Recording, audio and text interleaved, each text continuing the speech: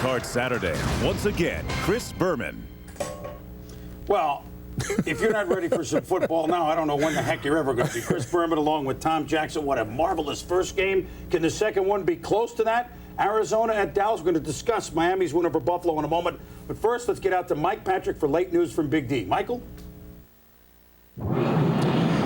Thank you, Chris. This was the scene at Texas Stadium at 1:06 Central Time. Deion Sanders arriving in the building. The Cowboys had to declare their inactives. He is not on the inactive list, so at least he will be in uniform today.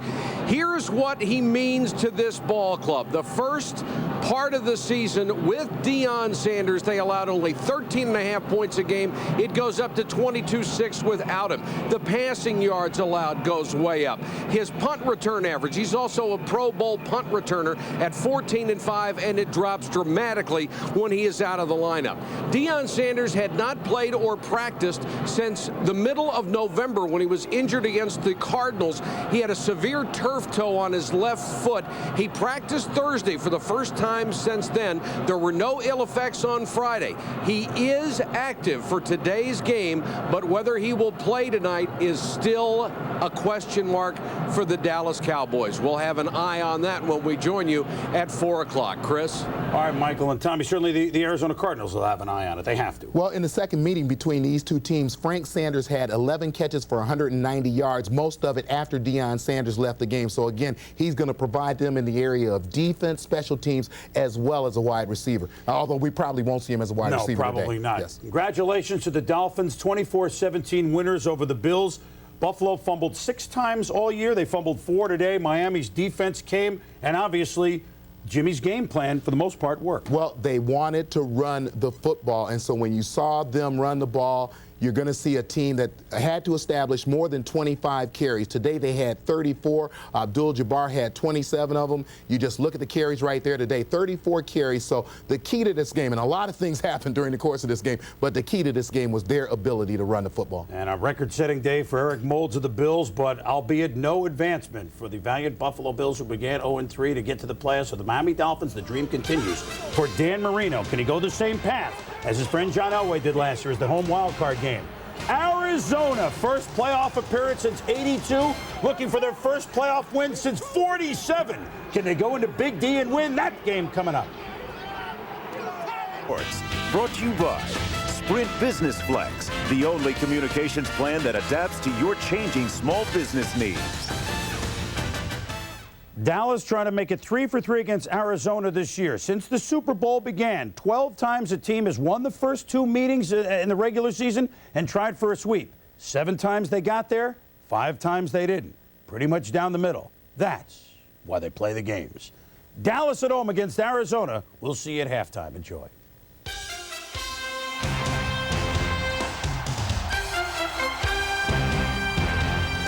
Biggest. We'll bring out the piñata. Are you ready for some football? Arizona's Jake the Snake Plumber is hotter than hot, blazing 3 straight victories on the game's final play. The Cardiac Cards have joined the party and don't intend on leaving anytime soon. In our hearts and in our minds, we're planning on going down there and kicking the hell out of Dallas. The Dallas Cowboys welcome the challenge, but have their sights set on a much grander prize. We can play like we're capable of playing, then I like our chances against anyone. So we know that we're going to have to play as well as we can possibly play if we're going to achieve the ultimate goal. It's the Dallas Cowboys and Arizona Cardinals on ABC's NFC Wild Card Playoff.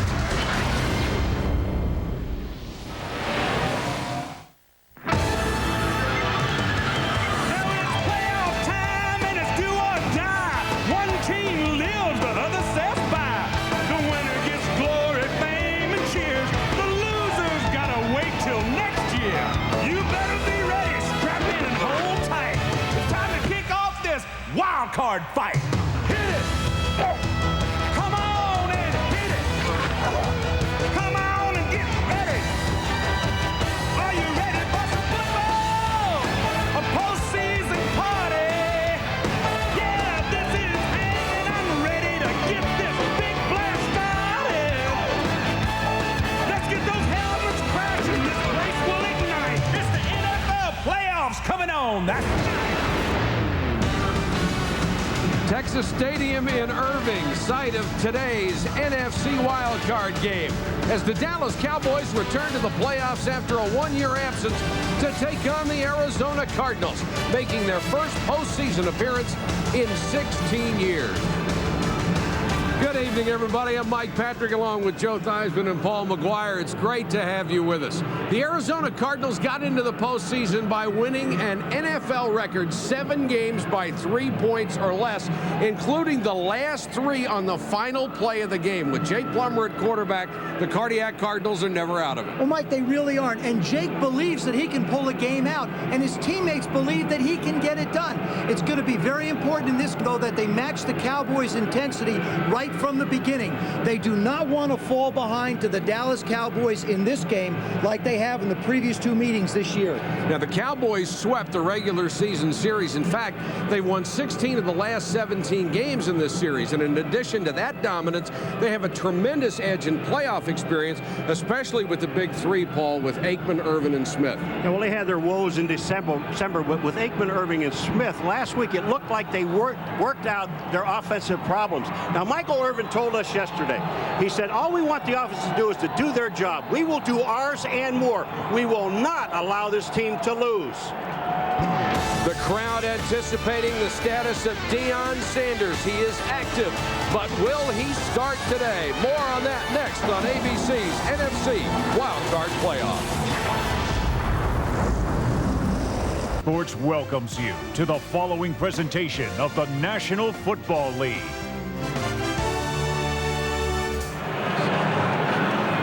Commentary for today's game can also be heard in Spanish by pressing the SAP button on your remote. For more on the status of Deion Sanders, let's go to our colleague on the sideline, Solomon Wilcots.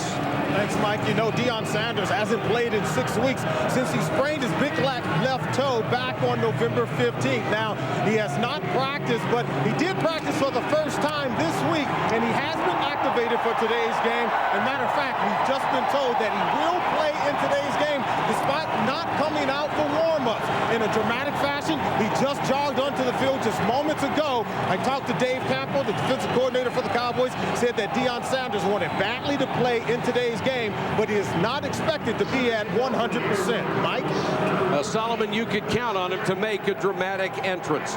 Chan Gailey and Vince Tobin meeting for the 3rd time this year, the first playoff game as head coaches for each. Chris Jackie, who has been the star of the last 3 games, the hero with game-winning field goals, joined the team mid-season. Tyrone Hughes deep to receive, along with Jeff Ogden.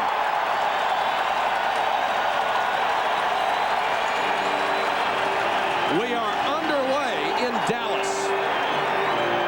Hughes to the 29-yard line. The Dallas offense has Troy Aikman at quarterback. He has the best completion percentage in the playoffs of any quarterback in NFL history. Smith had over 1,300 yards rushing, 4th in the conference. Irvin had over 1,000 yards, but only 1 touchdown. The offensive line can dominate, especially on the left side, with Allen and Newton both selected to the Pro Bowl.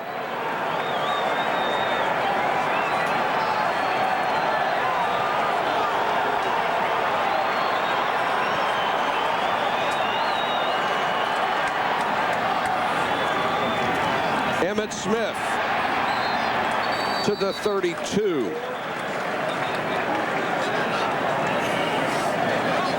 The Arizona defense has had trouble against the run. Smith and Wright have had success rushing the passer with a combined 19 sacks. At linebacker, Miller leads the team in tackles. McKinnon is 2nd, also has 5 interceptions, remarkable for a middle linebacker. A big play secondary. Lassiter had a career game last week, tying an NFL record with 4 interceptions in 1 game. Simeon Rice, they count on him for pressure from the right side. Aikman to throw. Good protection over the middle and dropped by Billy Davis. hit him right in the numbers. Can I just say one thing right here? You've been talking for 2 weeks about Billy Davis, and you said if there's one guy, Joe, that has to step up for this football team, it's this guy right here, and it drops the first one. Well, it is, Paul, and for the simple reason is because you know that Michael Irvin's going to get Aeneas Williams, and so Billy Davis is going to wind up with more one-on-one coverage. Look at how open he is in the middle. Ball hits him right square in the chest. He can't let the ball get to his body. He's got to catch it with his hands. Sherman Williams is in on 3rd and 6.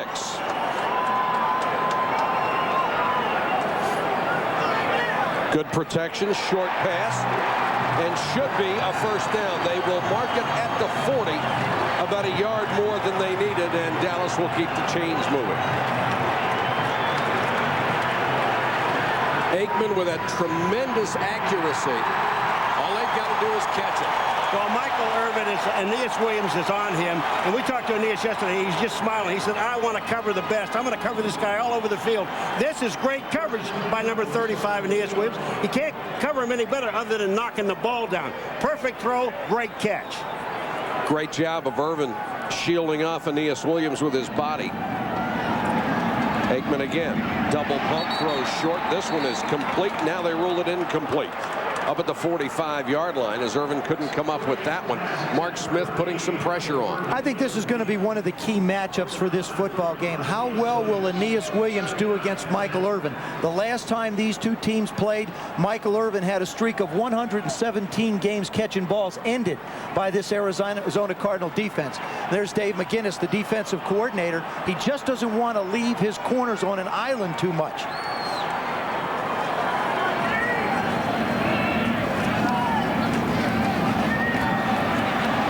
Aikman hasn't been pressured much at all, and this one is caught at the 49-yard line by Hayward Clay. Only his second catch of the season. And you know, you can't complain about the coverage. I mean, the coverage has been perfect. Pat Tillman is the man that's in coverage number 40. I mean, you can't play anyone better than this unless you knock the ball down. Watch the coverage on the top. That's just total concentration. Also, the accuracy of Troy Aikman. No one in football, I don't believe, throws the ball as accurately as Troy. 3rd and a yard. Emmett, there's a flag down. There was movement up front on the Dallas right side before the snap of the ball.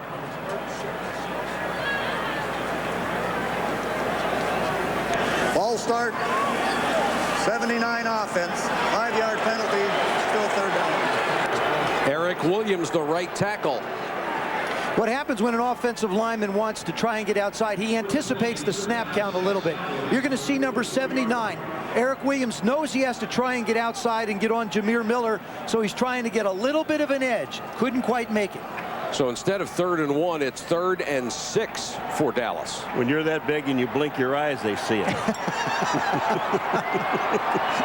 Jeffers and Sherman Williams come in on the 3rd down situation. Bjornsson, one of the tight ends in the slot. Cowboys face 5 guys. This one's knocked away.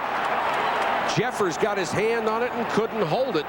Tom Knight was there with him defensively. Well, I tell you, you've got to say a lot for this defense, Joe. This defense of the Cardinals, they are on every single man. But you know something, Paul? I don't think you can, yes, they are. But the other thing is the Cowboys have missed 2 very simple catchable opportunities to be down within scoring range. Toby Goen will kick it away with 12:09 to go in the first quarter.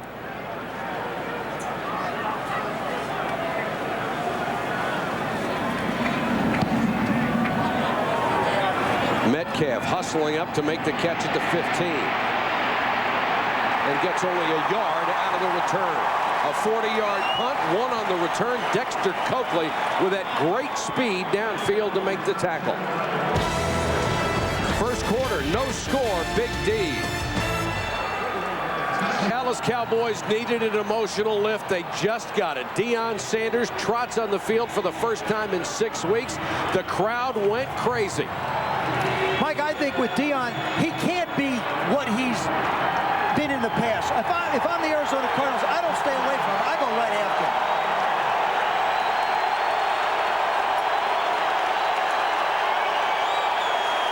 him. Adrian Morrell dives for 5. The Arizona offense, run by the NFL's cardiac kid, Jake Plummer, has led 9 fourth-quarter comebacks in only 26 career games. He has weapons. Morrell over 1,000 yards. Sanders was second in the NFL with 89 catches. The offensive line continues to be a major problem. Lomas Brown, the only proven performer up front. Larry Sanders is the single setback. Plummer to throw. Dion missed the tackle and very close to a first down. The pass complete to Rob Moore. I like what Jake said yesterday. Jake the Snake said, we're going to go after him. What can he do? What can he do? One interception isn't going to hurt us. He said, if I'm going to go after someone, I like to throw the ball all over the field, and here's a guy I'm going after. You got to like the matchup with Rob Moore on Dion. You know Dion hasn't practiced in 6 weeks, and the game takes a different pace from practice. I watched him work out on Thursday. He moved okay on grass. This is not grass, and this is not practice.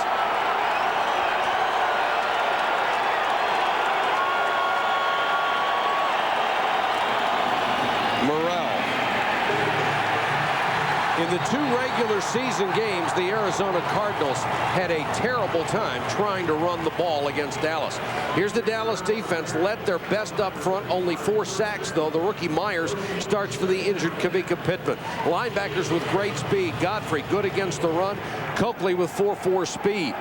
With Deion Sanders in, the best cover corner in the game, he takes away half the field. The rest of the secondary can blanket the other half. Little swing to Larry Sanders. Lowers his head, shakes a couple of tackles, and gets it to the 34.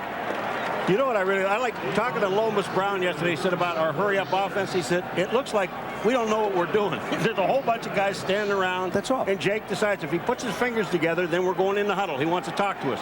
If he doesn't, we just mill around till he get to play. Reminds you an awful lot of what the Cincinnati Bengals used to do under Sam Weiss. It's a little bit of a sugar huddle, about 4 or 5 yards from the line of scrimmage, then come up and get ready to go. Jarius Hayes in as an additional tight end. Mario Bates, the running back. And Plummer wants to throw under a lot of pressure. Throws on a run, incomplete. Dion got a piece of it, or Brock Marion rather got a piece of it, and it's incomplete.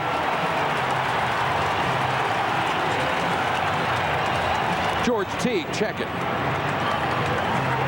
Had a flashback there.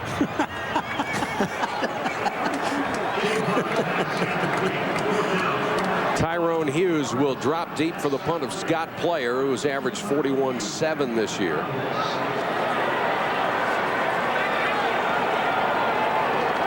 So they don't want to risk Dion's bad toe on kick returns. Player hangs it high. Straight up the middle. Hughes got 11 yards on the return after a punt of 39. 0-0 first quarter.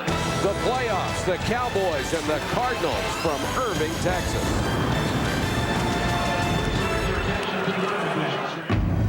The North Star system. The beginning of the telecast about the stellar postseason and the experience for these 3 stars for Dallas, all among the all-time leaders in their respective categories in the postseason.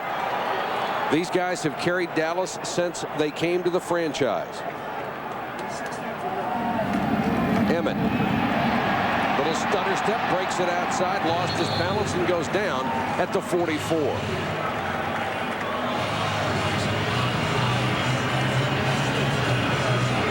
Chan Gailey talked about wanting to throw the ball early and try to get that lead, something they've done 2 times before against Arizona. They've enjoyed a lot of success throwing the football against Arizona, but they also were able to run the football. The time when they do want to run it will be to protect the lead at the end of the game, though.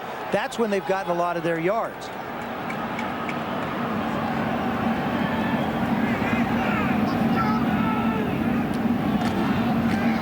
Smith again behind Johnston, got a good block from his fullback and goes to the Cardinal 46. First down, Cowboys. I'll tell you, they had all the beef in this lineup. They have 2 tight ends. They go with 2 big backs. They go with Darrell Johnson. He comes up in the hole, and then you got 1 little running back, and Emmitt Smith isn't little, and they get the first down. In 2 games against the Cardinals, they've scored more than 36 points a game, almost 400 yards, 167 rushing, and 9 offensive touchdowns. And we saw last week the offense is back and healthy after a slump. Williams hit in the backfield and stuffed for a 2-yard loss. Carl Simpson waiting for him. It's one of those plays that you stick into the playoffs. Williams starts outside, comes in motion, takes the pitch, and don't be surprised if something else is going to happen off of this particular type of a play, whether it's a reverse or something else. You see him come in motion. Now he's trying to just turn it into a sweep to the left, really. I wouldn't be surprised if that is the foundation of something else somewhere for the Cowboys later on. Simpson, who was a 2-year starter for the Chicago Bears, was not deceived. Here comes the blitz. Aikman wants the screen. Williams. What a nice play by Ronald McKinnon, the middle linebacker. Fought off a block and made the tackle. That could have been a big gain. This is, I mean, it really is an outstanding play. When you have your linebacker, he's caught on the inside, because what he's got to do, first of all, is look for run. It is a screen pass to the outside. And Ronald McKinnon just plays it perfectly. He just sits and waits, and watch him. He's in the middle of the field. He steps up. Uh-oh, screen. I got to get out of here. Now I got to find the guy with the ball, which he does. Back out to the outside. They picked up 3 yards. 3rd and 7 as Aikman goes to the shotgun.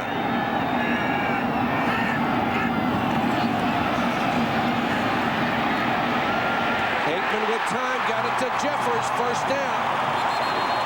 The Cardinals gang tackle him, but not before he reaches the 26, a gain of 19. Aeneas Williams yesterday told us, Joe, that what we have to do is hit Aikman in the mouth. We've got to go in and hit him. They have not even been close. They haven't gotten close to him, but also take a look at the job Aeneas is doing on Michael. He's going to lock up on him physically and stay all over. That's why the receivers, whomever it is, plays opposite Michael's got to make plays. You see Jeffers slide into the soft area of the zone. Troy will put it exactly where he wants. Dallas's deepest penetration of the game so far. Emmitt Smith gets to the 20. We saw Emmitt running last week, and he ran very well, got a couple of touchdowns, and we saw a few games before where he didn't run very well, but it just looks like he believes that those holes are going to be there. I think really last week when we did the Redskin-Cowboy game, you started to see not only Emmitt, but this entire offense gain some confidence in their running game. 2nd and 5.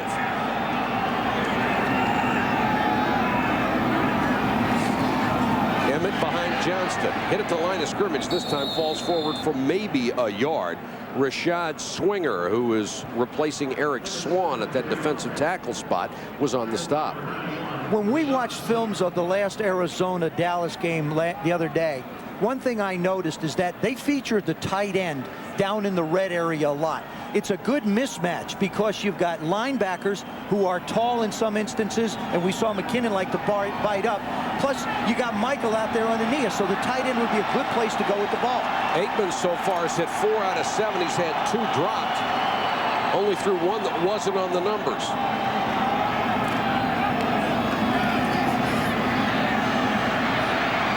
Day to throw, and then throws it away. Oh, outstanding coverage. There wasn't a man open. Aikman does the smart thing and throws it away. Take the field goal. We talk so much about Aeneas Williams on Michael Irvin, but here's the coverage here. Aeneas is all over him. There's no place to go, Michael, no matter where you go. Corey Chavis, the rookie, on Billy Davis. And Bjornsson in the middle was tied up by both linebackers. That leaves it up to Richie Cunningham, who will try a 36-yard field goal. And missed it right. Just outside the upright.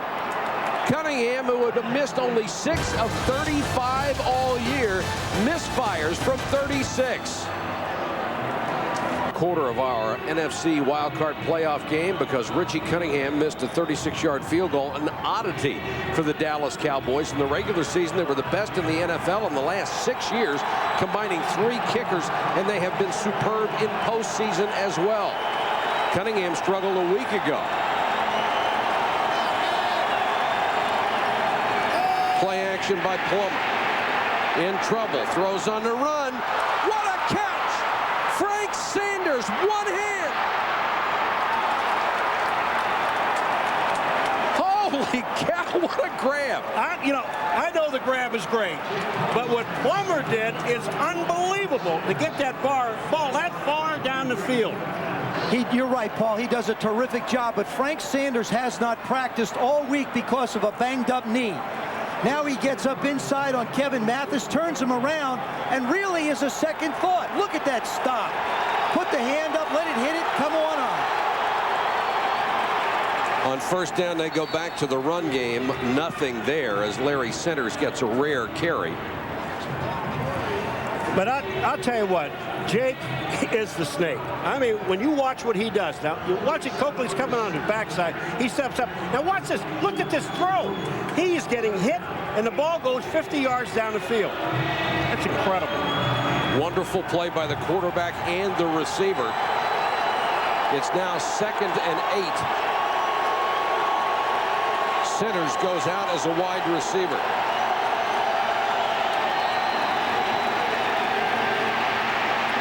Plummer intended for Centers, knocked away at the last moment by Mathis. Joe, forget about his playing ability. When we sat down with him twice. Do you like him? Jake, I'll tell you, I liked him a lot out of college just because of what we're seeing. He has a great ability to improvise. This ball is supposed to go out to the left. Now, he can run, but he feels the pressure, and he sees it. Looks a little bit like a number 16 that made a throw to a guy by the name of Clark in a playoff game. Plunkett. Yeah. No. I'll get it. Third down. Comes the blitz. Shovel pass to Morrell. Touchdown.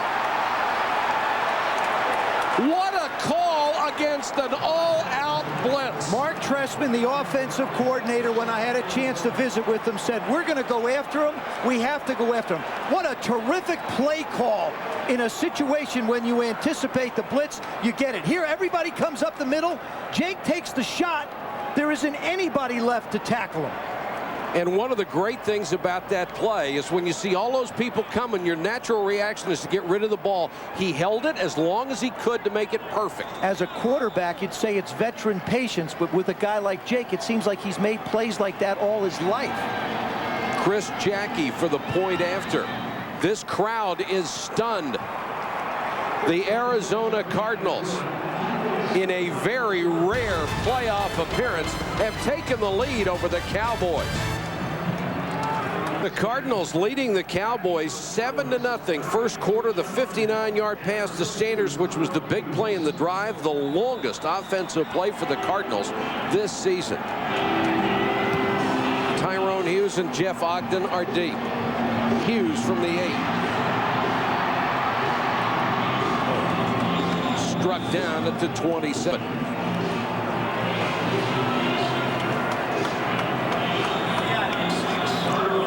First quarter, 7-0, 2:38 to go.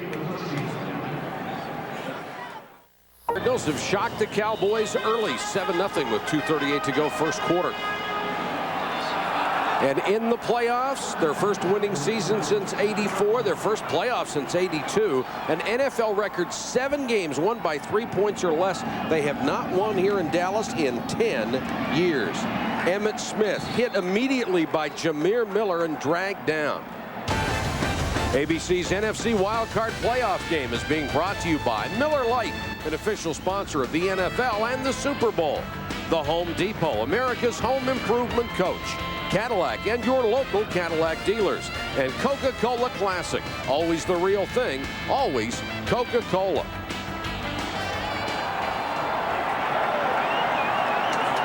Second and 10 for the Cowboys.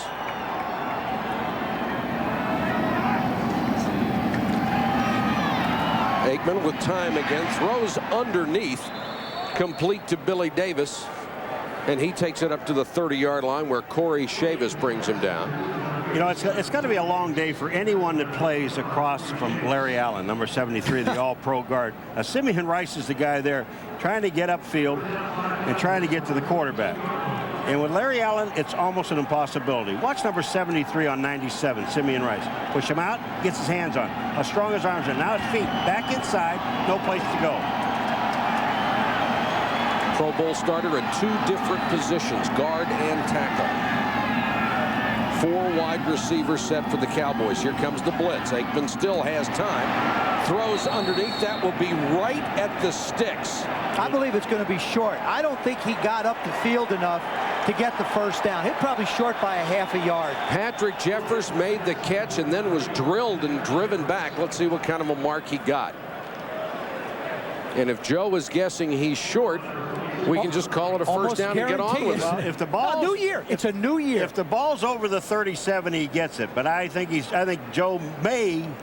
Paul, don't say something you regret here. I'm not gonna finish it. Okay.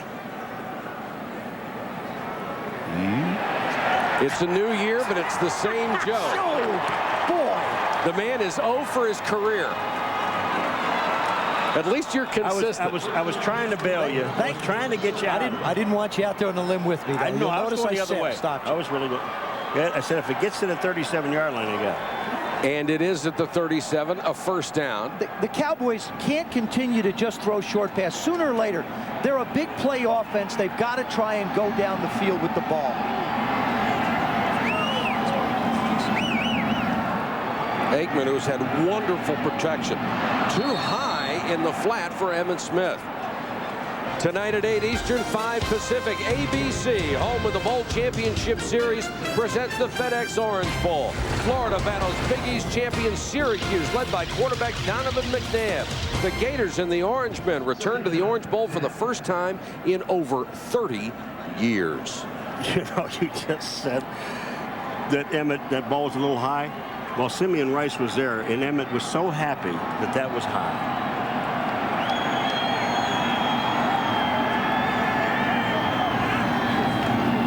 Draw play, Emmitt Smith. Nothing doing. Mark Smith got him around the ankles and brought him down. And Mark Smith is a guy who has been a wonderful surprise in the last 2 years for this club. Well, they finally got him back. And with the 9 sacks, he has made an impact, Mike, but you're going to leave the Arizona Cardinals in this game if you're the Dallas Cowboys, and it's going to get tougher and tougher for you to try and get something going. The Cardinals are gaining momentum. And right now, this team is sky high after their offense scores first. And they will not get a play off. That is the end of the first quarter. The Arizona Cardinals surprising the Dallas Cowboys. It is 7-0. Now a word from your ABC station. The Cowboys face a 3rd and 11 as we start the second quarter at Texas Stadium. 3 wide receivers set for Troy Aikman. Tremendous protection again. Aikman throws, picked off by Chavis. There is a flag down on the play, however. Corey Chavis, the rookie from Vanderbilt, on the return. If it stands, it's his 3rd interception and a return of 19. What Corey Chavis does here is he has his eye on Aikman, and he breaks for the ball. They're going to call him on pass interference. Well, actually, they're going to call him on holding, but he knows where the ball is going before Billy Davis ever gets out of his break. Corey Chavis, Billy Davis, number 87, and you're absolutely right, Joe. He is breaking on the ball. Take a look at him. Billy Davis comes down. Chavis is on him. He's got him. He turns. He goes up in the air. I'm going to tell you, this is a terrible call. How is that holding? This is a bad call. First, if it's anything, it's pass interference, which it's not. There's no way he was holding him. He's just going for the ball on the out move. He beats Billy Davis to the spot where Troy Aikman is throwing the ball. That's a tough break for Corey Chavis. He was a backup safety early in his rookie year. They moved him to corner, gave him the starting job on the end of November. They may never get him out of the lineup. He is a tremendous young player. Break for Dallas. Let's see if they can do something with it. Aikman to the corner. Chavis knocks it away. Intended for Billy Davis. Let's go to Solomon Wilcots. Thanks, Mike. After being tackled by Cardinals defensive tackle Mark Smith, Emmitt Smith came off holding his right wrist. The trainers are now taking a look at it. It appears to be an injury to the right wrist or right forearm area. We have not been told yet as to the extent of the injury, but we'll inform you as soon as we get that information. All right, Solomon, that would be a tremendous blow to the hopes of the Dallas Cowboys, not only today, but if they can survive the opening round, going anywhere further in the playoffs. Williams is in at tailback. 4-man rush to the outside, incomplete. Aeneas Williams was all over Michael Irvin. You know what's happening here, and you got to understand, now Emmitt Smith is out. There's 3 stars. There's Aikman, Smith, and Irvin. Aeneas Williams has taken Irvin out of this ball game. He is out of it as far as throwing the ball. Now they're down to 1 star. Now they're down to 1 star. The guy that's throwing the ball, and he has no one else to throw the ball to. Here's Aeneas. Aeneas, this time, instead of going after Michael, just waits on him a little bit. Now, Michael really isn't expecting the ball. I think Michael felt he was a decoy on that one. 3rd and 10.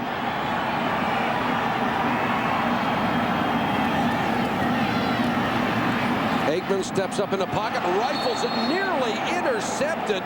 McKinnon, the middle linebacker, that would have been his 6th interception of the season. The last 4 balls that Troy Aikman has thrown, 1 was intercepted, the other 2 could and should have been. I mean, the Cardinals are all over where Aikman wants to throw the football. And he has no one to throw the football to. Toby Goen will punt it away. Metcalf, the dangerous returner, waits at the 15. Pretty kick. Metcalf backs up to the 14. Nowhere to go. Dives forward for a yard after a beautiful punt of 45. Patrick Jeffers made the tackle for the Cowboys special teams. Back in a moment. Arizona Cardinals, his family has owned the team since 1930. He has seen 1 playoff game in their history. 1947, 1 playoff victory when they won a championship as the Chicago Cardinals. Hoping to see his 2nd here today. Plummer unloads for more. Tipped and incomplete. Mathis got a hand on it at the end. I like the call, though. I feel like that momentum has shifted to the Arizona Cardinals. And what they're going to do is try and keep the pressure on the Cowboys by continuing the no huddle. You drop back. Jake has plenty of time to make the throw. Good protection. Steps up, hangs it up. Doesn't quite put it out far enough as Rob Moore is almost there, but Mathis gets a hand on it. Larry Centers, the single setback. Plummer calling the play at the line, and now Centers goes out as a flanker. Plummer on a little half roll to Moore. Had to catch it behind him, and Mathis took him down after a short gain. The main reason why the Arizona Cardinals are in this no-huddle style of offense is that they feel more comfortable at this pace. They feel it's more comfortable for Jake Plummer and more comfortable for his offensive line. Mark Trestman also says it wears out a defensive line as the game goes on. But when they do that short huddle, though, they can also get some people in the game that they need to get in the game. It's not a true hurry-up offense. 3rd and 6. Cowboys showing blitz, and Plummer wants to change the play.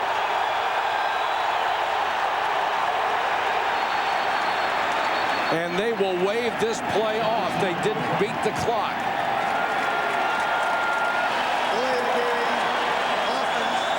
Mark Trestman, the offensive coordinator, he's got to be shaking his head a little bit. How in a no-huddle can you not get a play off? I'll tell you the guy's got to shake his head is Leon Lett. He was out covering centers, and he's pointing back in the huddle. He's still pointing back and saying, you know, someone else ought to get this guy instead of me. But see, here's the problem. The Cowboys really don't have the time to substitute the people they want to match up with the personnel packages that Arizona is putting out there. This is the hurry-up that hurt them in the 2nd half of the 2nd game in this series. 3-man rush this time. Plummer. Metcalf got it at the 33, went right down to the turf and picked it off for a gain of 19. When he told us yesterday, Jake Plummer, where do you like to throw the ball? He says all over the field and to everyone. Well, when you look at the field like he does and see it all, step up, and then hit Metcalf. Look at this throw. It is absolutely perfect. Plummer has hit 6 out of 9, 106 yards in the first half. Under pressure, steps away from it. Hangs it up in the middle of the field, knocked away, and intercepted. Mathis. Poor decision that time on Plummer's part.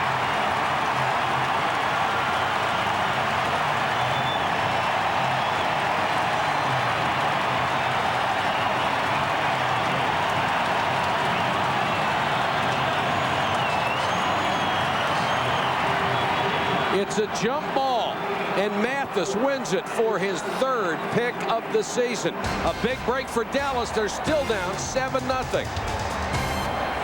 Force a turnover, trailing 7-0. Emmitt Smith, who had a sprained hand, is back in the ball game, and Dallas will start from its own 37-yard line. Also, Mike, to keep momentum, I think the Cowboys have got to try and put the ball down the field, look for a big play offensively. They set up in the eye. Smith, the deep man. Aikman to throw. Underneath to Moose Johnston, and he's knocked down to 42. The AFC NFC Pro Bowl live on ABC Sports Sunday, February 7th at 6 Eastern. Don't miss the NFL's best in the final game of the season from Honolulu. The Packers' Reggie White playing in his final Pro Bowl.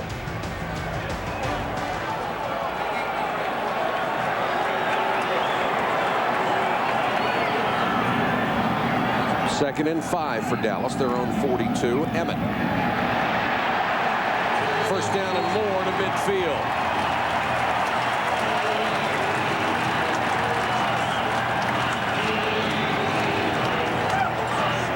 Well, this is the one thing. You can go with the ball down the field, or you can pick up a sure 5 or 6 by going up in the middle of the line. The offensive, this is a tremendous offensive line that Dallas has. The low, still tremendous. And big. And big.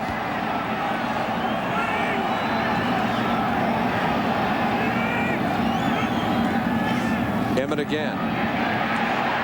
Same place, 6 yards this time. See, Paul, I don't disagree with you, but both Chan Gailey and Troy Aikman told us this. You don't score a lot of points running the football. Early. Yeah, I just believe that they're going to have to get some big chunks out of the passing game as this game develops to try and get points on the board. Because Arizona's going to try and do it through the entire game. I agree with you, except that the other problem he has is he doesn't have anybody to throw the ball to because his main target is covered. Davis and Jeffers have not exactly stepped up to take the pressure off of Irvin. Emmett on a little toss. Another first down, this time to the Cardinal 36-yard line. They found something on that right side. Well, Jameer Miller, we talked to him yesterday, linebacker. And Daryl Johnston, number 48. Jameer Miller is 95. Watch this block. Right at the whole point of attack, Johnston hits him with the shoulder, and you notice how he turns him? Watch him turn him to the outside. There's just no chance for Jameer to make a play. And who was the happiest guy when Daryl Johnston came back? Emmitt Smith. Williams will give him a breather. He's carried 3 straight times for 22 yards. Williams with the carry. Breaks it outside. Williams, 20, 15. Pushed out of bounds by Kwame Lassiter. It's a gain of 20. That's just an excellent job by Sherman Williams, seeing the entire field open up in front of him. It's easy when you got Nate Newton, 61 on Jameer coming out again. Watch 61 on 95. Bam! Right there, the hole. He knocks him back into the backfield. Now watch what he does. He goes up inside.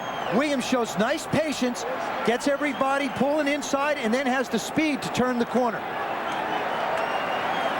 First and 10, Dallas. They've rushed for 65 yards as a team in the first half. Williams, it's an option.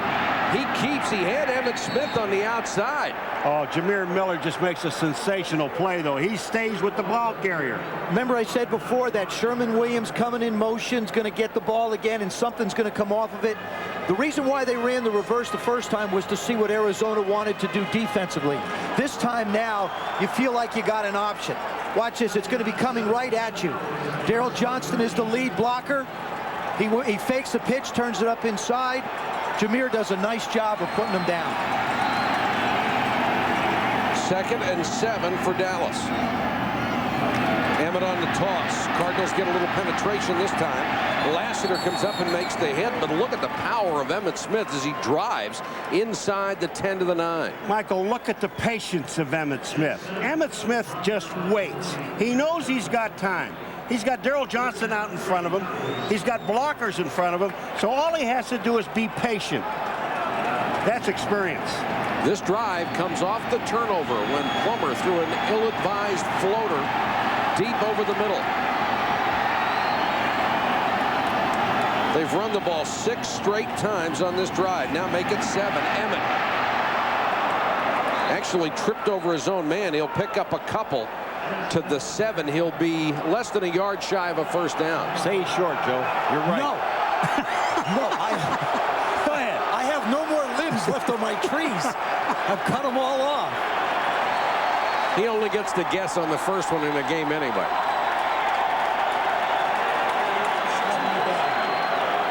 Newton is the injured player. Nate, the 13-year veteran, slow to get up. We'll check on his condition when we come back.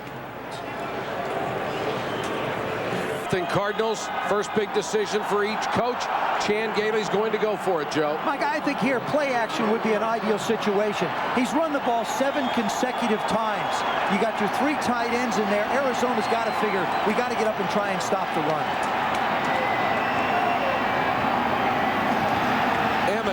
Hit in the backfield.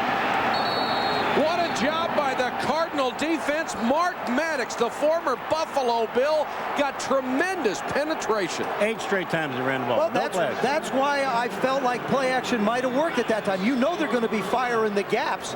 And it's been a real problem for the Cowboys on offense. They've not been able to pick up the short yardage, and they just didn't do it again. They're not playing nervous. Well, you got to go back 3 games ago. They were in the playoffs. They had to win all 3 games in order to get here. This is their 4th playoff game. Well, I go back to the '92 Dallas Cowboys, who were the youngest team in football. A lot of inexperience, wound up winning a world championship. So what does experience really mean? It means to play well on that particular day. The Cardinals, after a great defensive stand, trying to grind it out on the ground, and Adrian Morrell is horse-collared and buried by Hervin McCormick. Well, Michael, this is their 4th rush of this game, and they have gained a total of 9 yards. So they've had trouble the first 2 games with Dallas running the football, and are having troubles again. And I don't think they can win it unless they start running it a little bit.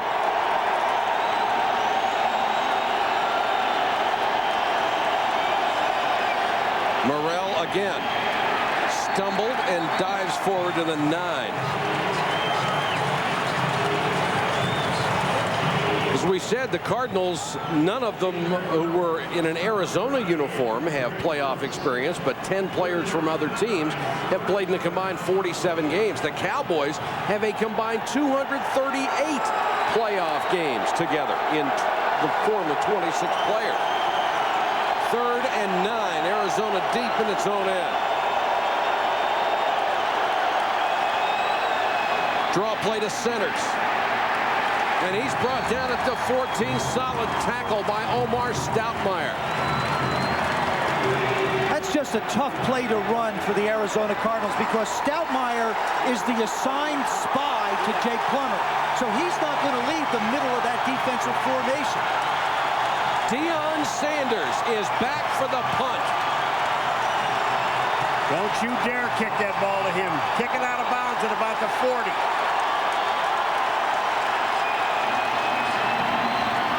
Player, low line drive kick. But they get a break because Sanders couldn't get up to it. A punt of only 39 with the roll and no return for Deion Sanders. ABC's NFC wildcard playoff game is being brought to you by Gateway. Get more out of the box with a Gateway. Ford Explorer, built Ford tough. And Prudential, bringing strength and stability to America's families through insurance, healthcare, real estate, and financial services. Dion looks healthy. If they put him back on punt returns, you have to assume he is. Well, he makes the call of how healthy he is, and adrenaline plays funny things in a game. I mean, it can be sore as heck tomorrow and was sore yesterday, but today, just feeling fine. Dallas threatened to score on the last drive and couldn't. They'll start from their own 47. Aikman floats it high. Knocked away, nearly intercepted by Chavis, who has had a sensational game. Billy Davis went over his back to try to get the ball. Well, they got Aeneas Williams on one side covering Michael Irvin, so they figure, where are we going to go? Joe, we'll go over to Chavis' side. Yeah, well, he's already picked one off that they called back on a bad call. Here, he never loses sight of the ball. Now, Billy Davis does a nice job of trying to go up and make a play on it and really keep it away from Chavis. Chavis part of that tremendous defense at Vanderbilt. Look at the ball control so far. The Cowboys 16-53, but they have a goose egg on the scoreboard.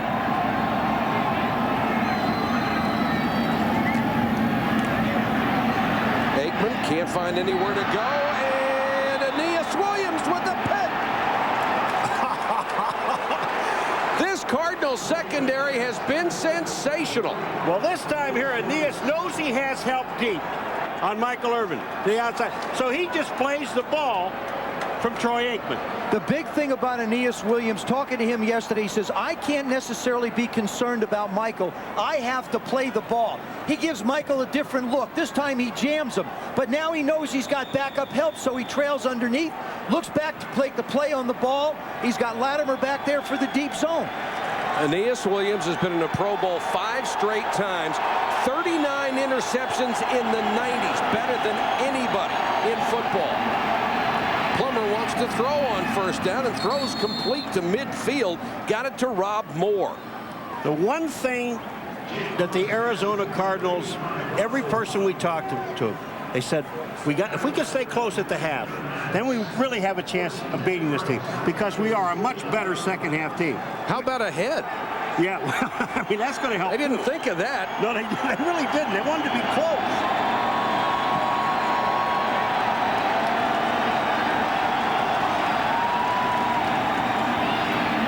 Plummer short set, nice catch by Moore. Mathis hit him, and he hit him right at the sideline. You know, one of the situations where Arizona has a little bit of an advantage where Dallas doesn't. Arizona defensively can put Aeneas Williams on Michael Irvin and basically blanket him. If you've got a Deion Sanders, you can put him on one of the receivers, but then you line up a Terry Metcalf, a Frank Sanders, and a Rob Moore. Who does he wind up having to cover? Jake has a lot of weapons. Sanders was second in the NFL in catches this year. Moore led the conference in yards a year ago. And this is Morrell. He is wrapped up by Randall Godfrey. I said in order to win, you got to run the ball, but it's obvious that this Arizona team can't run the football. They haven't been able to run the ball for 2 games, and they're not running it here. Randall Godfrey last week had an outstanding game. He's number 56. You see him just make the flow. He fills the void, and the guard can't get back to make the block on him. The one thing the Arizona Cardinals are going to have to do in the offseason is address the problems on that offensive line. 3rd and 9. Blitz coming. What a shot by Darren Woodson. It's an incomplete pass. Woodson just had a free run at Jake Plummer. I'm going to tell you something. Jake Plummer is not a big guy. Now, when you sit down looking at him, he's not as big as these quarterbacks that you see. But I'll tell you, the punishment that this guy takes is incredible. And he stands there and takes it.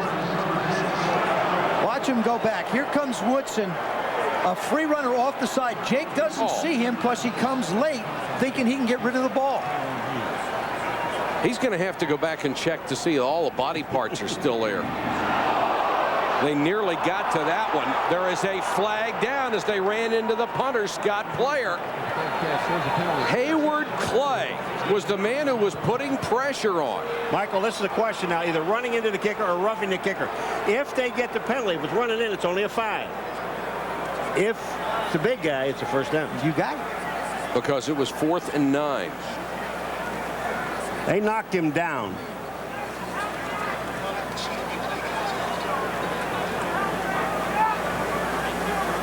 You know, I look at Scott Player, the punter, he's built a lot like I was when I played. Dumpy. Now, they're going to wind up refusing Running this. into the kicker. 83 defense. Penalty is declined. First down.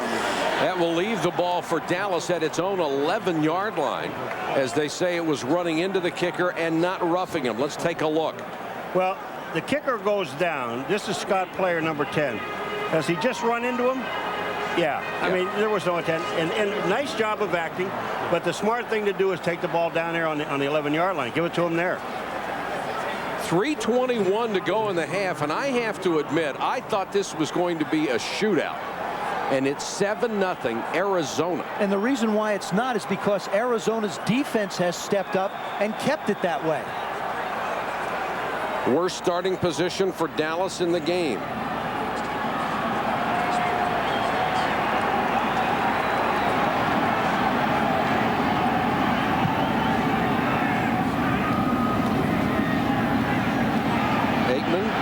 Looking, throws short and complete up to the 20-yard line. ABC congratulates The Practice, the Emmy winner for Best Drama. It's now been honored with 3 Golden Globe nominations, including Best Drama. The Practice, ABC, tomorrow at 10 Eastern and 9 Central. It's a good thing Aikman has had tremendous protection because he hasn't been able to find anyone to throw to easily.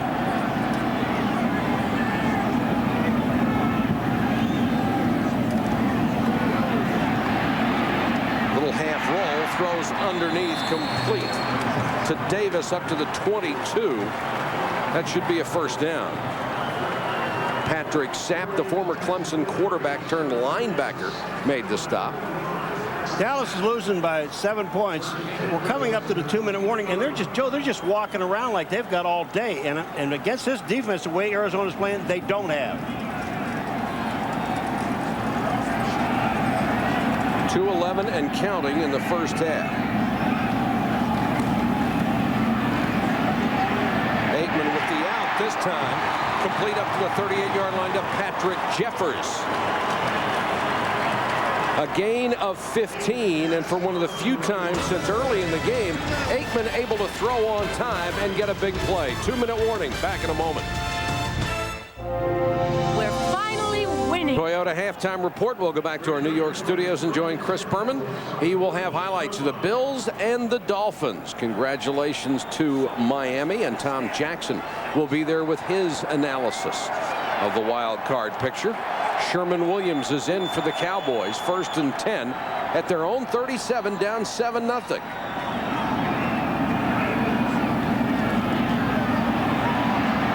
Has to step up, throws short and knocked away. Williams, and there is a flag down on the play back at the 27-yard line.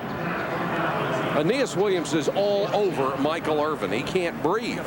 Well, Simeon Rice gets held going by the court. I think it's him. Holding. 79 offense. 10-yard penalty, still first down. Excuse me, other side, Eric Williams on Wadsworth. Eric Williams is number 79. Andre Wadsworth is 90. He goes by, gets his arm around, and he tackles him. No, you already pulled him down, Eric. So 1st and 20 for Dallas. 1:55 to go in the half. Aikman swings it into the flat. That's the second pass he has thrown in the flat. This one to Bjornsson that he's missed. Well, what you're doing is you're asking Eric Bjornsson to run a running back's swing route, and he's going flat, and Troy's expecting him to turn it up like Emmett would or like Sherman Williams would. You've got a tight end running basically a running back route. That's why the timing is off. Part of that is also it's a new offense under Chan Gailey. Bjornsson only caught 15 balls this year after 48 and 47 the last 2 seasons. 2nd and 20. It's a screen. Williams. Great defensive play. The second one today by Mark Smith. Here was a guy whose draft status was hurt by a knee injury as a senior at Auburn. Wasn't drafted until the 7th round, but he has been sensational in a Cardinal uniform. Timeout. Arizona back after this. Okay, let me do it again. E. Aikman airs one out. Chavis with great position on Billy Davis, and he knocks it away again. Corey Chavis is learning from a great teacher in Aeneas Williams. Corey Chavis is a rookie. Talking to Dave McGinnis last night, he said, I wandered into the practice facility at Arizona at 8:30 at night, and there was a light on in one of the rooms. I thought somebody left the light on. It wasn't. It was Corey Chavis sitting there studying films of the Dallas Cowboys. Metcalf waits just inside his own 30. Arizona with a chance to get decent field position in the closing stages of this half. They put some pressure on going low line drive. Metcalf on the bounce. Got one block and got it back to the 38-yard line. ABC presents college football's national championship game Monday night at 8 Eastern. Number 1 Tennessee, number 2 Florida State in the Tostitos Fiesta Bowl. At AB Sports and ESPN.com will bring you the first ever enhanced TV during the game. Play our primetime player interactive game, plus live game stats and synchronized graphics. Don't miss it on ESPN.com. Let's see what Arizona wants to do. I don't think Dallas can just drop back and let Jake pick and choose. I think they have to go after it. Plummer to Centers, and he dropped it. The sure-handed Larry Centers had at least a 15-yard gain on that play. All right, so Dallas decides that they're not going to rush him on 1st and 10 and drop back. Centers has a big gain if he catches the ball. I don't think the Cowboys can afford Jake Plummer the time to buy and run around and make a big play. I think they have to go after him. But they're sending Randall Godfrey, number 56, but they're putting him in well, he's on the end of the line, so they are sending 4 people. Plummer with time. Moore can't make the catch. It was a high floater. Teague came over along with Mathis. Well, and now Plummer's 8 out of 15. Teague's a guy. Teague's a guy that times it perfectly. Moore is there. He's just waiting to go up on the ball and take it at the high point where you're supposed to. Mathis is coming in from the bottom side, but watch on the top. Here comes Teague. Bam! Also, Leon Lett has been silent. The Cardinals have done a good job on him. That's Dishman passing him off to Lomas Brown. 3rd down for Arizona.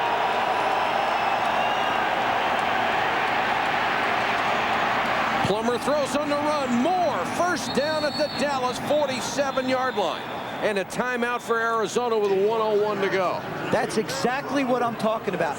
I don't think you can get pressure on Jake Plummer with 4 people. There's too much room for him to roam and make plays. And he has certainly proven over a 6-year career, the years in college as well as the last couple years as a pro, that he can get it done moving around. Dave Campo has got to make some decisions on how to handle Jake. Take a look at the 2 quarterbacks, what they have done. You would think it would be exactly the opposite with a 3-time Super Bowl champion Troy Aikman and Jake Plummer in his first playoff game.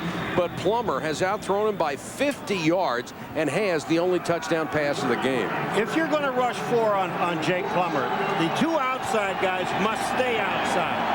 Because if you let him get outside now, he can throw anywhere he wants to throw. Here comes the blitz.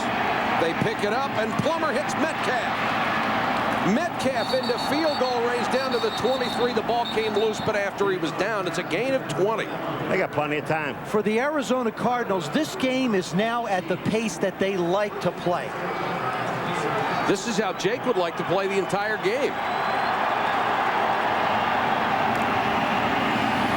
Plummer on the roll, dumps it off, and out of bounds to the 25-yard line to Frank Sanders. Arizona with 1 timeout left, 34 seconds on the clock. Joe, let's go back to that interception that he threw. And the point that you made, we went right off the air, but you said the worst part about it was on first down when he did it. Right, as a quarterback, you don't want to turn the ball over on 1st and 10. On that particular play, he could have thrown it away. He just tried to make too much. You'll see him be a lot more wise with the ball down here. 2nd and 9. Good protection for Plummer again. And this one Metcalf couldn't handle inside the 20.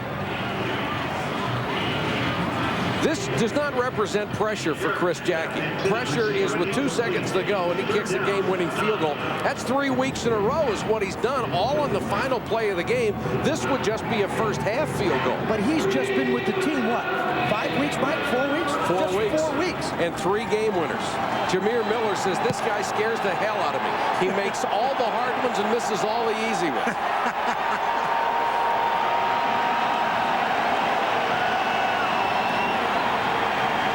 Plummer to centers.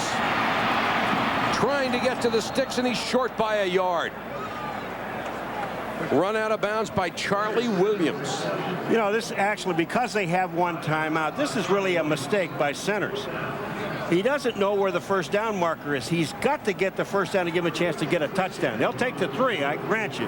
Paul, all he has to do is lower his shoulders to pick up that extra half yard or so. Jackie with a field goal that could make it 10-0. A 36-yard attempt.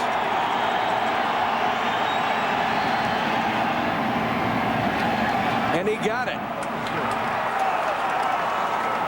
Chris Jackie knocks it through, and Arizona has silenced the crowd again as they take a 10-0 lead. Chan Gailey, when he gets in at halftime, he's got to just say to his guys, listen, you've got to go out and start to play with a lot more intensity. What I've noticed in the first half is Arizona, particularly on defense, is playing with fire. They're playing with enthusiasm. They're playing tight. And for the Cowboys, they can't get anywhere near away from anybody. Look at the completion percentage, 47% today. And here's the career leader. #1 all-time in the postseason. He has really struggled today, but it's been because of sensational defense. Here are the 3 superstars and what they have done. Not superstar numbers. Aikman, 83 passing. Emmett, 51 rushing. That's pretty good for a half, but look at Irvin. 2 catches for 16 yards. That won't get it done. Aeneas Williams has shut him down. Corey Chavis on the other corner has shut down whoever they send over there. A low bouncer picked up by Tyrone Hughes. The other thing Michael Irvin told us the other day, and which is really true, and he's not passing the buck.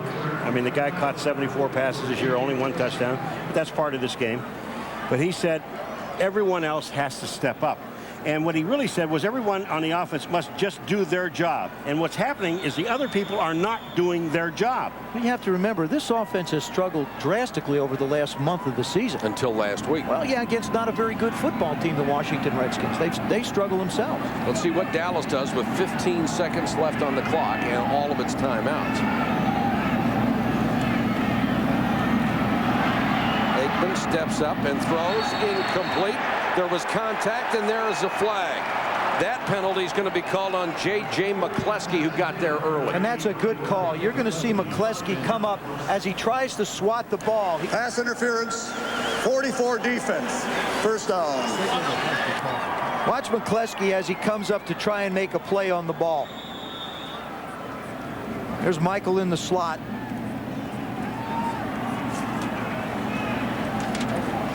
He turns and comes, and McCleskey just bumps him before the ball gets there. Aikman hit and sacked back at the 33. Andre Wadsworth, the rookie from Florida State, came through and got him the first sack. Just blew by Eric Williams. I mean, there was no contest. And, you know, the problem is, even on that last pass play that Aikman threw, Joe, he had to throw short. He had no one to throw to now, and he's dodging everybody. Whoops. That's It's the end of the first half here at Texas Stadium. The score, Arizona 10, Dallas nothing. The Toyota halftime report is next after this message from the NFL and a word from our ABC station. Is inside the game with live action, interviews, post-game analysis, and live polls on the web at ESPN.com. Welcome back to Texas Stadium in Irving, where the Cardinals are shocking the Cowboys 10-0. Mike Patrick, Joe Theismann, Paul McGuire, Solomon Wilcots with you for our ABC NFC wildcard game. And the Cowboys will have to give up the football to start the second half. Going to kick to Metcalf, who waits at the 1.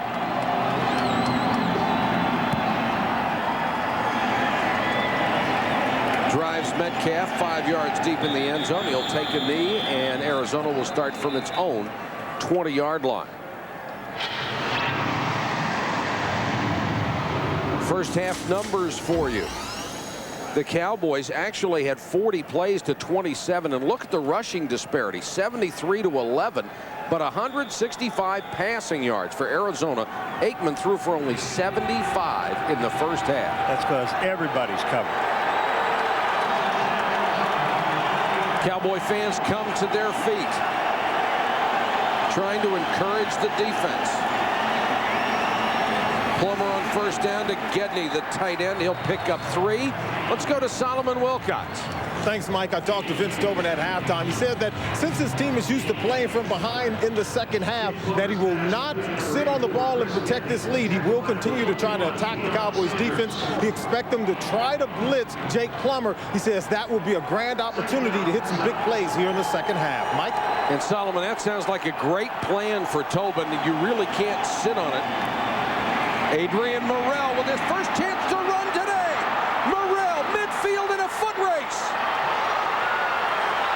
Adrian Morrell to the 4. Adrian ran out of gas. He really ran out of gas. Not used to running that far. Dion caught him from behind. What a good job by this offensive line. We talked about the Arizona offensive line, particularly in the middle. Aaron Graham, Lester Holmes, and Chris Dishman. Watch the blocks that they create. Holmes on the backside. Now Morrell gets through the secondary. The tackle is missed, and that's Dion trying to run him down, and Kevin Mathis. Neither of them really can get to him. Ultimately, Dion falls on him after he, as you said, Paul, ran out of gas. And that tells me Dion is not 100%.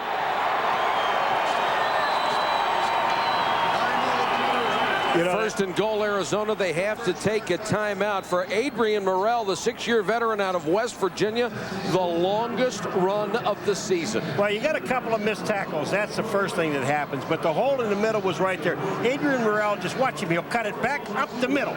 Here, when he gets it here, there's a missed tackle up inside, and then Morrell is on his own. But when he gets down here, he really does. He runs out of gas. He hit it right on the head. He's not used to running this far.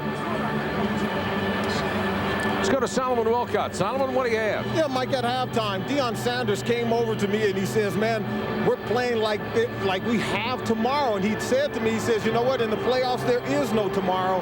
He's really disappointed in the lack of intensity of his football team, and it shows right here on this opening drive here in the second half. Mike? It looks more and more like there may be a tomorrow for the Arizona Cardinals, who have not won a playoff game since 1947.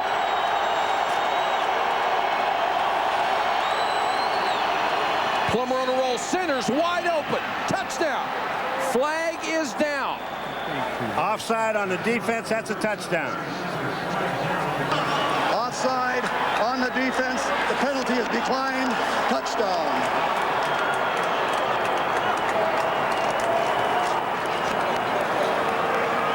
Such mobility at the quarterback position creates all kinds of problems down around the goal line. You see him jump offside, but Jake Plummer anticipating a blitz. He's got centers so wide open, he just sort of hangs it out to him, and he almost loses his balance. Larry Centers with his 3rd touchdown catch of the year. It is 16-0 Jackie to make it 17-0, and it is quiet as a church at Texas Stadium. 17-0. The Arizona Cardinals stunning the Dallas Cowboys. We'll be back to Texas Stadium after this. Underdog Arizona Cardinals with a 17-0 lead over the Dallas Cowboys. 13:44 to go in the third quarter. Jackie to kick to Tyrone Hughes. Hughes from the 6. Has a seam up the middle. Flag down as he's tackled at the 33. Looked like a face mask. Just a 15-yard face mask. They spun his whole body around. May have been Corey Chavis.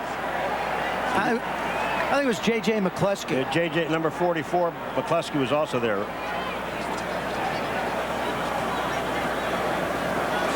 Watch at the end. No, it is. It is Chavis. Chavis has got him. Grabbing and pulling on the face mask. 44, the kicking team. 15-yard penalty, first down. For the Cowboys now, this has turned into a one-dimensional game for them, and not necessarily something that they've excelled at. You almost take Emmitt Smith's running ability out of this game now. They'll take over at their own 48-yard line. Aikman short over the middle, dropped by the tight end David LaFleur. ABC's NFC Wildcard Playoff game being brought to you by Brewery Fresh Budweiser, who reminds you that fresh beer tastes better. Southwest Airlines, proud sponsor of the NFL and official airlines of the Super Bowl. And the all-new Jeep Grand Cherokee, the most capable sports utility ever. Cowboys start this half just like they started the game, dropping a pass. Aikman, the victim of drops, 11 out of 24 for 83 yards.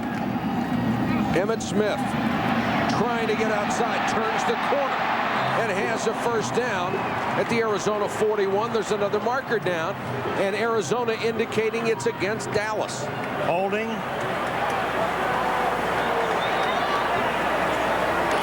Holding. 89 offense. 10-yard penalty. Back-to-back bad plays by LaFleur. Well, he's Andre Wadsworth, number 90. He's trying to block him, and there's a reason why Emmitt got to the outside. And we're going to show you the reason. Watch 89, LaFleur, on Wadsworth 90. He's got him with his hands. Now, when Wadsworth tries to get away, you're out in space, and they see it. He's holding him by the jersey, pulls him down. Let me tell you, LaFleur being on the field is not good for them. He's got a bad right knee, which means that he can't really get into pass routes. And when it comes to pass blocking, he's really trying to block on one leg. He's going to have to hold. 2nd and 20.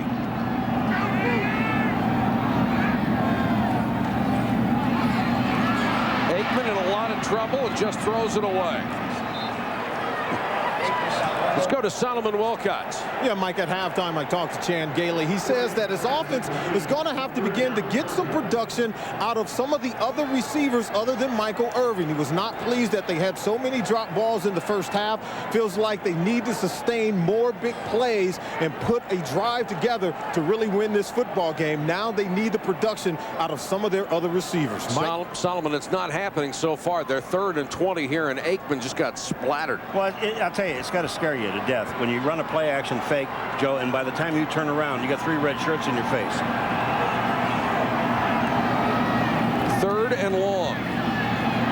Aikman with time over the middle, knocked away by Lassiter. Great coverage on Davis. There hasn't been a receiver who's had more than a yard opening this entire game. 3rd down and 20. The Arizona Cardinals only rush 4. They drop 7 back, but they really don't give Troy Aikman any window to throw this in. If that ball is up and even close to being completed, it's going to wind up being intercepted. This is as good a secondary play as we have seen all season long.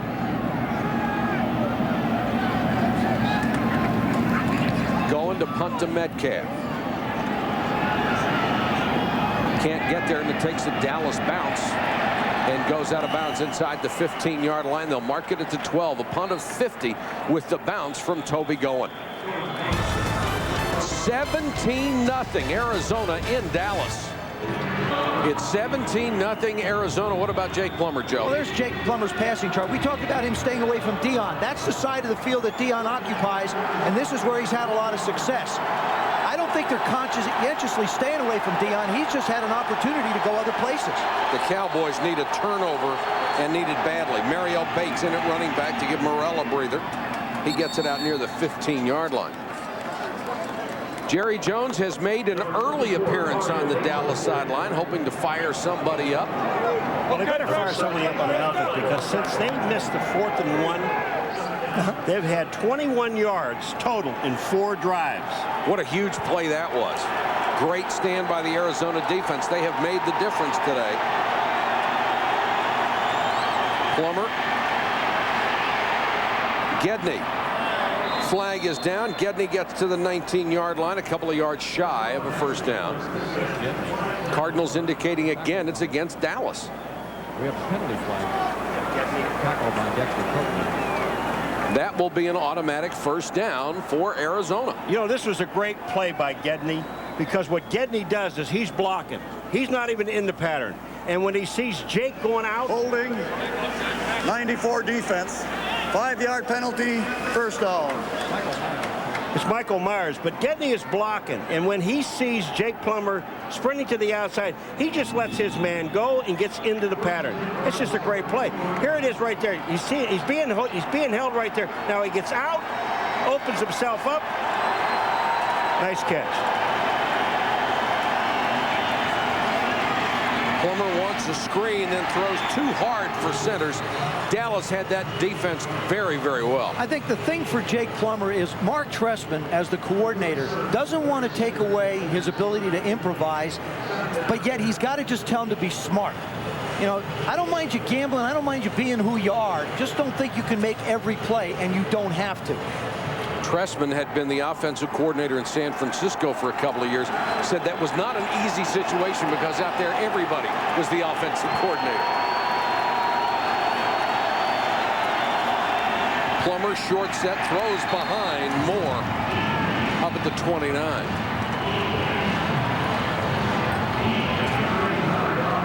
Plummer just signed that $29.7 million contract extension, second only to Steve Young. He got an NFL record $15 million signing bonus. Bill Bidwell said it was a Christmas present to our fans. Wasn't bad for Jake Plummer either. Oh, yeah, Joe says, wasn't it a nice Christmas present? He says, that's a lifetime present. Are you kidding me? Metcalf is in as a wide receiver on 3rd and 10. Blitz. Plummer double clutch, gets it to Metcalf, stopped a yard shy of the first down. Nearly pulled it off. Not only is this a great throw, but a great catch. I mean, Jake Plummer is going to throw it right away. Then he pulls it down, receives the blitz, and then watch the catch that Metcalf makes. The coverage, Mathis is there. The coverage, he's all over him. He still makes the catch. Boy, could they use a big play from Deion. He is back to take the punt.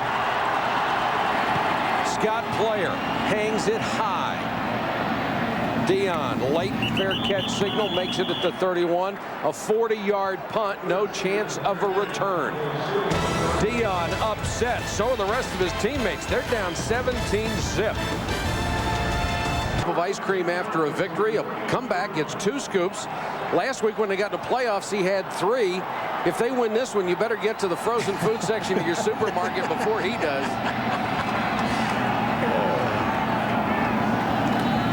Aikman needing to get something going. Tipped and incomplete. Simeon Rice got a hand on it. You know what's really frustrating? And I know it is for him, and it is for us too, sitting there watching it. You watch it, you remember the Dallas Cowboy team going down the field, doing all those wonderful things. If you looked, almost every pass that Aikman has thrown in the last 2 quarters, Joe, have been about a 4-yard pattern. And here's one that's knocked down, and he's going to Moose Johnston. He's not even going to a wide receiver. He has hit 1 of his last 7 for only 2 yards, only 83 on the game. Emmett shakes a tackle and drags someone to the 38. For about a month, this offense has struggled. Last week notwithstanding, when they played very well for at least a half against the Redskins. In December, only 14 points a game. Today they've been held scoreless. Only 264 total yards a game, less than 100 rushing. They're only at 73 today. Third down conversions in the 1 out of 4 range, and the offensive touchdowns 4 in December. They had hoped they had broken out of it a week ago. Emmett was holding his hand. He had a sprained hand diagnosed in the first half. Aikman under pressure, throws as he goes down, almost intercepted. Tom Knight got his hands on it, couldn't hold it, and Aikman took another big shot. Boy, they are just giving the Dallas Cowboys offense a lesson in defense. I mean, they are playing every single person tight. And if they're not playing one guy tight, they're doubling up.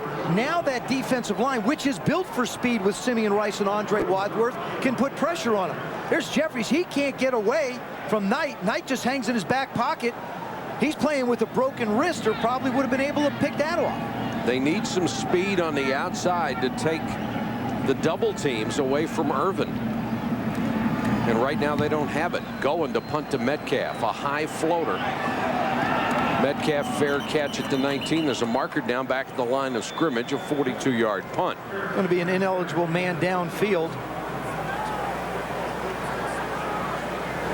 He left too quickly.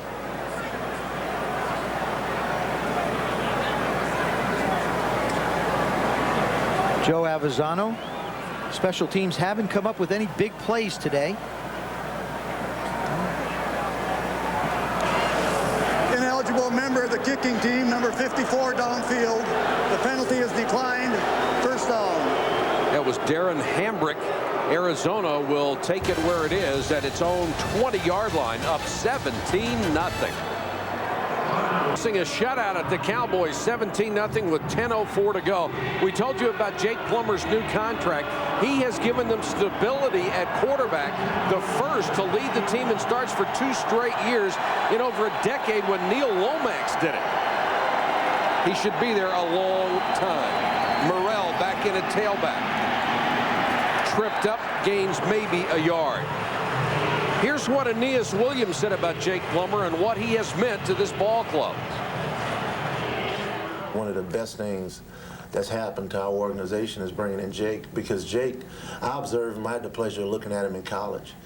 And just to see this guy, that senior year, to go out and win the games in the fashion in which he won them, I think has prepared him for the spot that he's in right now. Aeneas Williams admitted he cried after the game last week. He had suffered so much as a member of the Arizona Cardinals to make the playoffs was just overwhelming for him. Plummer dumps it to Morrell, an excellent receiver. He gets it up to the 24-yard line. This team has been through so many people at that quarterback spot. 16 since they moved to the desert. 15, I think Jake being the 16th. Well, if Aeneas cried after last week's game, and if they win this ball game, he's going to bawl like a baby. And he'll probably have company. That's right. 3rd and 5. The crowd trying to help the Dallas defense.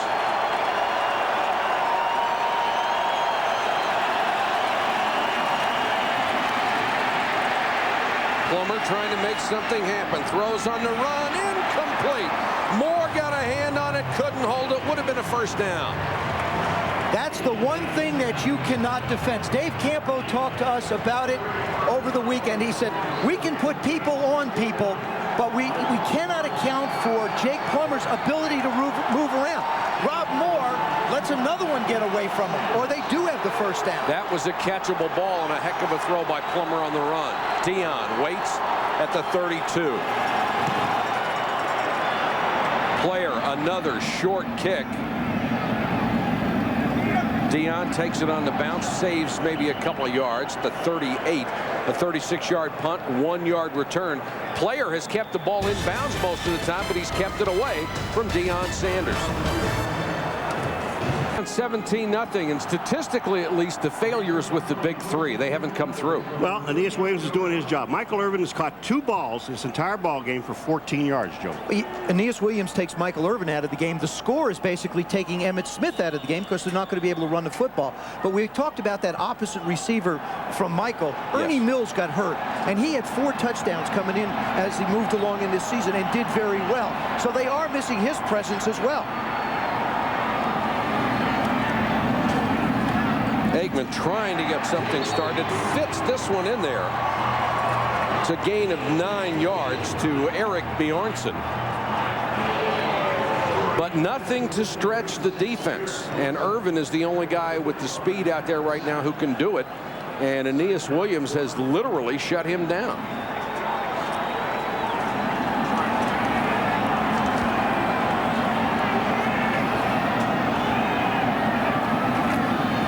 Trying to get the first down with Emmitt and more. Emmitt to the Arizona 39-yard line. See, that's one of the problems you have. You got second down and short. You know they're going to blitz. And once you get Emmitt past the line of scrimmage or to that hole, there's no one there. He's got 10 or 12 yards. Emmitt Smith not being taken out of the game by the score yet, but Larry Allen does a nice job. You see him move up inside. Emmitt does a terrific job of seeing the outside break and picking up the necessary yards. He has 15 carries for 71 yards. On a pace for 100. Aikman throws short. Flag is down. And they're going to call interference as Bjornsson made the catch with Pat Tillman on his back. Let's see who they call it against.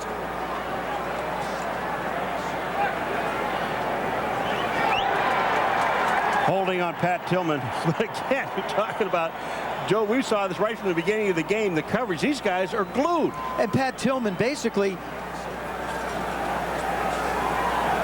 Now the flag would give them a first down. The play went for about 8.5 yards.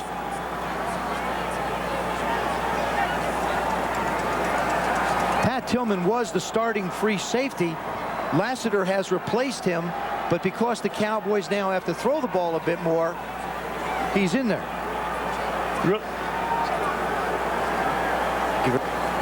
Holding, 40 defense, 5-yard penalty, first down. So they take the penalty because it's an automatic first down. And they lose 4 yards on the play.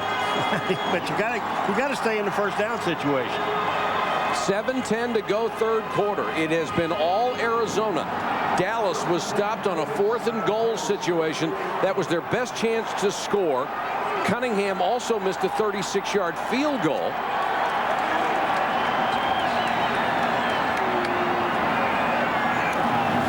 Aikman fumbles the snap and got it back. A break for Dallas as Aikman able to fall on it at the 35. Oh, he takes a shot in the head by Jameer Miller. And when he goes for the ball, Jameer Miller comes to, and he hits him right in the head. Here comes the ball out. Aikman never gets it. Presence of mind to get back up on the ball. Watch his head. Boom. Jameer Miller, 95, there. Jameer Miller is a huge linebacker, 266. Cardinals come with a blitz. Beautiful timing on it. Jameer Miller timed the snap count perfectly. There's no way to block it. We just talked about him, you know, and how big he is and how quick he is. And he came in the meeting yesterday just smiling all over the place. But you want to talk about perfect timing on the blitz. You don't time it any better than this. Watch. Up inside, nobody to block him. Aikman has no chance. And it was interesting talking to him also, Paul. He talked about they studied the New Orleans film an awful lot, and nobody put that kind of pressure on this Dallas offense that the way the New Orleans Saints did earlier this year. Williams checks in, 3rd and 17. Aikman has to step up. Still can't find anybody. They got him. It's fumbled, but Dallas gets it back. You know what the problem with this, Joe? When he steps up, nobody's moving. He has no place to throw the ball, and Bjornsson's just standing there. Nobody goes and makes a move to him. 3rd down and 17 is not the situation you want to be in. But, Paul, you're right. He has nowhere to go with the football. Aeneas Williams on Michael Irvin. just sort of trying to find an open area. How are you going to get down the field 17 yards? There's Billy Davis. He's not anywhere near 17 yards. What a terrific job Dave McGinnis has done as the coordinator of this Arizona defense. And they will punt it away on 4th and a mile. Metcalf signals fair catch. Makes it just inside the 15-yard line. A punt of only 29. Tonight at 8 Eastern, 5 Pacific, ABC, home of the Bowl Championship Series, presents the FedEx Orange Bowl. Florida against Big East champion Syracuse, led by quarterback Donovan McNabb. The Gators in the Orange Men return to the Orange Bowl for the first time in over 30 years. And Donovan McNabb, one of the great athletes anywhere in college football. Could be the second pick in the draft of quarterbacks. I really think he has everything it takes to be able to play in this level. He's a big-time player. Plummer on a little half roll. Throws. Incomplete. Nice defense by Woodson as he went after Johnny McWilliams, the tight end, and hit him just as the ball got there. I like what they're doing. I mean, they're not wasting any time. They're still throwing the football. They're still in their game plan. Mark Trestman, the coordinator, believes that this offense must stay at their pace and not have anything dictated by the Cowboys, and it's worked for him so far. You talk about guys who could be and should be considered as head coaching candidates. He's certainly one of them. 2nd and 10 with 4:58 to go in the third quarter. Time has to be a concern now for the Dallas Cowboys. Morrell. Room up the middle across the 20. How many games we do this year? A lot. 22, 23. Do you know how many guys that you put up for head coaching jobs? 22, 23. A lot of jobs. Yeah, there are going to be a few openings, aren't there? Yeah, but I'll tell you, there was a big opening on this hole. Lester Holmes, number 71, on Leon Lett. They want to run inside. Look at the job he does. He blocks not only Lett, then he moves off inside, winds up blocking Randall Godfrey. 3rd and 4 for Arizona. Plummer with a quick throw. McWilliams has it, and that should be a first down just across the 25-yard line. All right, my turn. First down. Oh, come on. You take the easy ones. My turn. Oh. First down. What a great throw and catch. Got to be Johnny frustrating McWilliams. For Jerry Jones down on the sideline early and watching his defense not being able to stop them, and time ticking away here in the third quarter under 4 minutes to go. Normally time would not be a concern, but you're down 3 scores and Arizona has the ball. Morrell again. They string it out and get him at the line of scrimmage.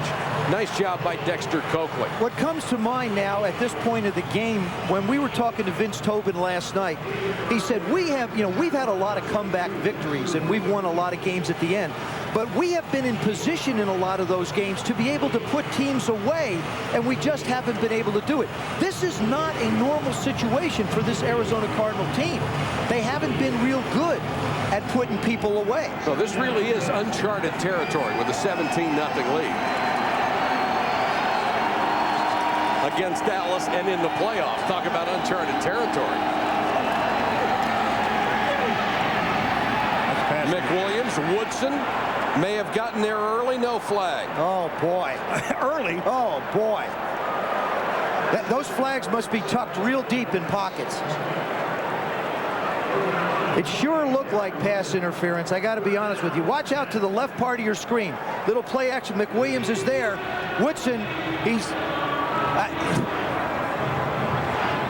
McWilliams was in between Woodson and the ball, and it sure looked like he might have pushed him before the ball got there. Metcalf is in as an additional wide receiver on 3rd and 10.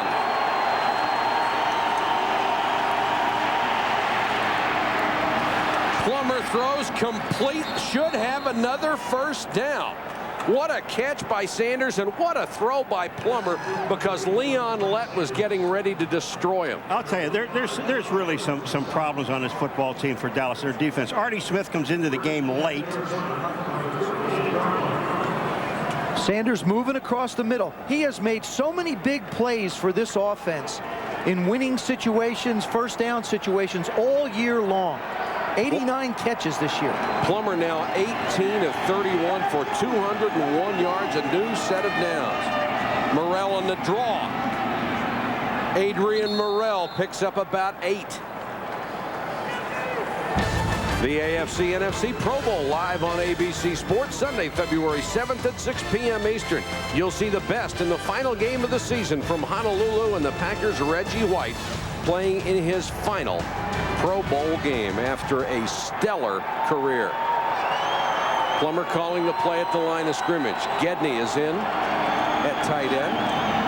And Plummer wants to throw it, and he hits Gedney midfield. Dallas, 44-yard line. Mathis made the tackle. Another first down, Arizona. Let me tell you about an offense staying within their own pace. There was 16 seconds left on the clock when they snapped that ball. Arizona is not just slowing things down. Here they are again, right at the line of scrimmage. So I'm telling you, they're having trouble getting people on the field on defense. They're catching Dallas moving and not being in position, Paul. Well, Leon Lett walked off the field, so Artie Smith, obviously he's substituting for Lett and Chad Hennings. So he was late getting on the field for the second time. But I'll tell you, it's kind of easy, I think, staying within your offense, doing the things that you want to do when your defense is playing as well as they're playing. We have not given the offensive line of Arizona enough credit today. These guys, we saw them in the film, they look terrible. Today, they look great. They couldn't have picked a better time to play well. Plummer short set, floats it. Moore with the catch. If he's able to stay in bounds, it's a huge play. He couldn't stay in at all. Yeah, this is all Jake Plummer. Well, what Jake does is the corner gambles. Jake wants to rear up and throw it right away.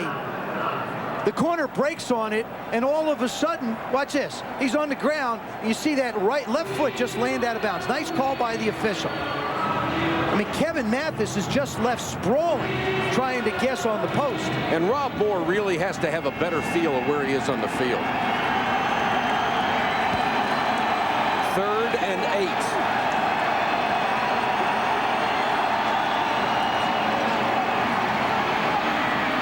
Plummer to centers, can't hold it.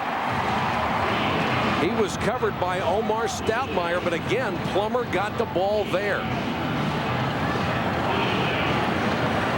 What they did in that drive is eat up a lot of clock.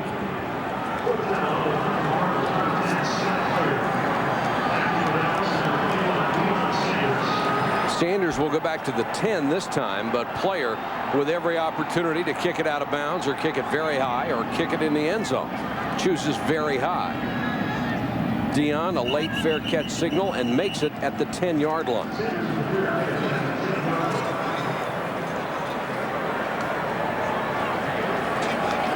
The Super Bowl is online at superbowl.com. You can chat with fans and build your own Super Bowl homepage. And all of you people who are computer literate can find all sorts of goodies to do with that thing. You know, Mike, I said that they ate up some clock. They ate up 5 minutes. That's the longest drive they had, the longest time in this entire ball game. Really, guys were dropping balls, or they still have the ball. Yep. Emmitt Smith is in at tailback. Jerry Jones looking up at the clock. 28 seconds to go, 3rd quarter.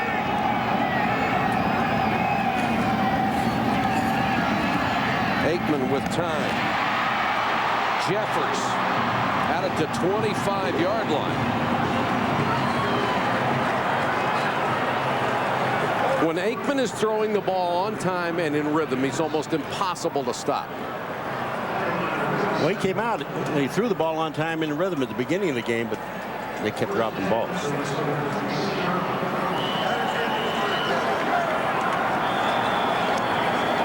That's the end of the 3rd quarter with the score 17-0 Arizona. We'll be back after this from our ABC station. Aikman to throw. Rifles this one, and Aeneas Williams took it away. The officials have made no signal yet. He took it away from Irvin.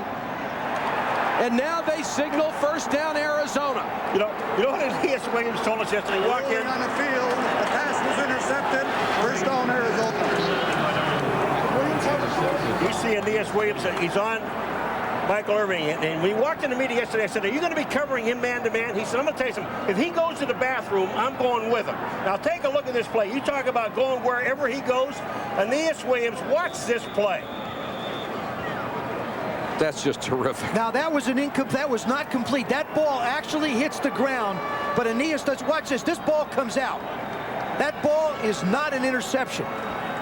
Yeah, it is. It counts as his second of the game. Plummer on the run, throws incomplete. Let's take another look and see if we can see what you're talking about, Joe. I missed it. Hawkeye. Watch this. He does a nice job of selling it. Watch when he makes the break on the ball. Watch where it winds up. He's down. There's the ball right there on the ground. His helmet's laying on it. You are absolutely right. Now there's a situation where the Cowboys, who only had 3 possessions in the third quarter, would have needed it to keep the ball. Look at what Aeneas Williams has done against Michael Irvin. They've thrown at him 7 times. He's picked 2. Mario Bates is in to run. Bates straight ahead to the Dallas 31-yard line. And Irvin's only caught 2. Yeah, for what, 16 yards? It was also interesting talking to Lomas Brown yesterday. He said, because of the speed of the Dallas Cowboys on defense, we want to run the ball right up the middle, and that's exactly what they've done. Adrian Morrell's big run was right up the middle. I think what Lomas is saying in the huddle. Rushing the Cardinals with 97 in the second half, 74 of that coming on Morrell's joint.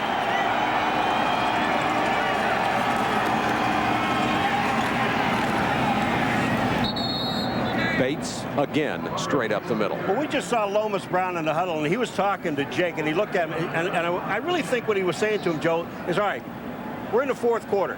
Slow down.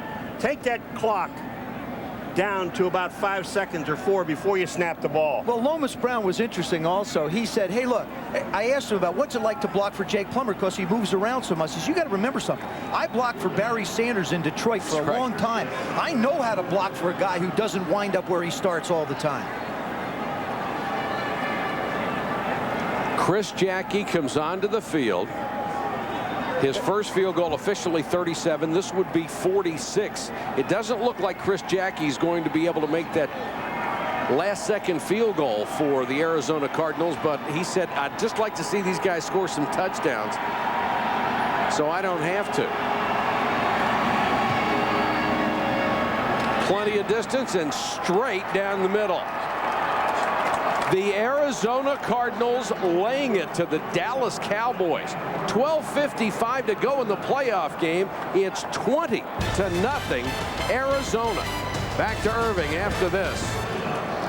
National rivalries in the 90s. The Cowboys 16-2 over the Cardinals. Tough to call it a rivalry when you don't win, but 2 out of 18.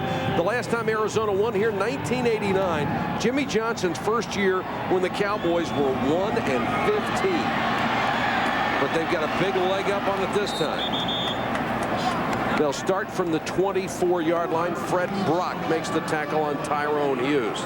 Dallas's biggest comeback ever in the playoffs. 18 points. They were down to the 49ers 21-3. That was in 1972.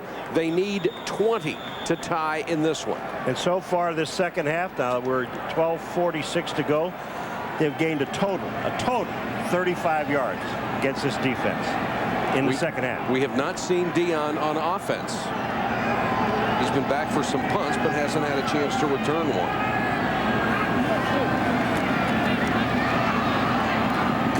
Aikman goes short to Jeffers. And Arizona now dropping back in the zone. They're going to give Aikman all the short stuff he wants. What Arizona has done is they have basically taken the Dallas Cowboys completely out of their offense. You can't totally count them out because one big turnover, they could be back in it. But this is not the way that Troy Aikman wants to be able to operate this offense.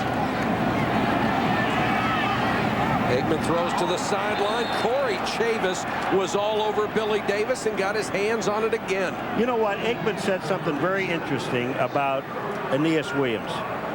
We're talking about him lined up, and he said, what do you think of him in the corner as a corner? He said, well, we know that he's going to be on Michael Irvin. He said, but he never lines up the same way twice.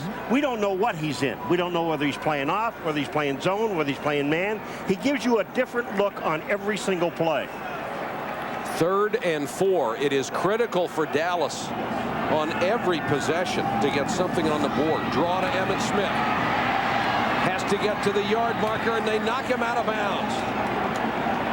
Nice defense by Bennett, who was the last line of defense, and Jameer Miller. They wouldn't let him get to the sticks. Even this far backed up, Chan Gailey, I think, has got to go for it. Even though it's 4th down, you know, you're at a point right now where you've got to get a 1st down. Because how many times can you expect to get the ball? Well, like I said, in the 3rd quarter, they had 3 offensive possessions. If you were to score touchdowns on all of them, they'd have a lead, but they haven't been able to generate any offense. The Cowboys in desperate straits, 4th and a little over a yard. And Aikman's going to have to use a timeout. The play clock running down, and the wheels are coming off in Big D. 20-0 Cardinals. Cardinals by 20. There's defensive coordinator Dave McGinnis. What a job, huh, Joe? He has done a terrific job. And basically, he told me last night, he said, the number one thing I want to do is I want to stop the run. He said, but I'm going to have to do it with my 4 guys up front. I don't want to leave my corners out there on an island and exposed. And that's the game. He has put together the perfect game plan so far in this game for his team. 4th and a yard for Dallas. A must-make situation. Here comes the blitz. Aikman to throw. They got it. Jameer Miller with his 2nd huge play. By not being able to run the football in crucial 3rd down situations, it has been a problem for the Cowboys all year. When they lost Chris Warren, they lost somebody who could pound it up inside. Jameer Miller, I'm telling you, they sent more people than they had to block, and to run a play action down here, I mean, it's almost insane. Nate Newton cannot get out, number 61, to get Jameer Miller, and he just nails Aikman. Aikman walked off very slowly. Here it comes here. Nate Newton, 61, trying to get outside, not on that speed. You can't make it. Watch this. 61 on 95. No way. Mario Bates is in at the running back. Bates plunges forward inside the 20. And right now, Arizona trying to deal the death blow to the Dallas Cowboys. In the 2 regular season games, Troy Aikman threw the ball 50 times. He was not sacked. Today, 4 times. In addition, hurried 16 times and hit 12. From the beginning of this football game, the Dallas Cowboys on either side of the ball did not play with a sense of urgency or passion. Arizona came with all that and more. 2nd and 5. Bates. Dallas strings it out. He cuts it back. Bates close to the 15. They need to reach the 13 for a 1st down. You know what I go back to? Talking to Aikman 2 days ago when he was sitting there, you talk about it, this young team, Joe, with not experience coming into the playoffs, and he said to you, wait a minute, back in 1990? 92. We were the youngest team in football, and we swept everything and won the Super Bowl. Now, you know, he knew, I mean, he really knew that this team was a pretty good football team coming in here. And you make the point in the open. I mean, the last 3 weeks, this is nothing new for them. Actually, what is new is this much of a lead. But they've been under a ton of pressure for the last month. We said this was uncharted territory. This is where no Cardinal has gone before, up 20-0 in the playoffs. 3rd and 3 with 10:22 to go in the game. Arizona cruising. Only one of the Cowboys' big 3 who has put up playoff-like numbers today. Irvin has been shut down by Aeneas Williams, and Troy Aikman, with no one other than Irvin to go to, has had a miserable afternoon. Nate Newton, one of the playoff veterans, watching their reemergence come to an end at the hands of the Arizona Cardinals, a team they are used to pounding on. This one's picked off by Woodson. Maybe the break they needed. Arizona could have put it away with a touchdown. Instead, the ball is tipped away from Gedney, and it's a pick. They could have put it away with a field goal also, Michael, because then it would have required 4 scores. The worst possible thing that could have happened to the Arizona Cardinals just did. Let's see if the Cowboys can take advantage of the break. With the pick off of Plummer, the Cowboys will take over at their own 28. Jake Plummer coming out trying to pick up a simple first down. Again, you got to understand it's 3rd and 3. If he's not completely wide open, you don't make the throw. The throw is to Gedney. He winds up having the ball batted up in the air by Hambrick, and Woodson winds up with the pick. You had a dejected Dallas Cowboy bench. All of a sudden, you've put them on a respirator for at least a little while again.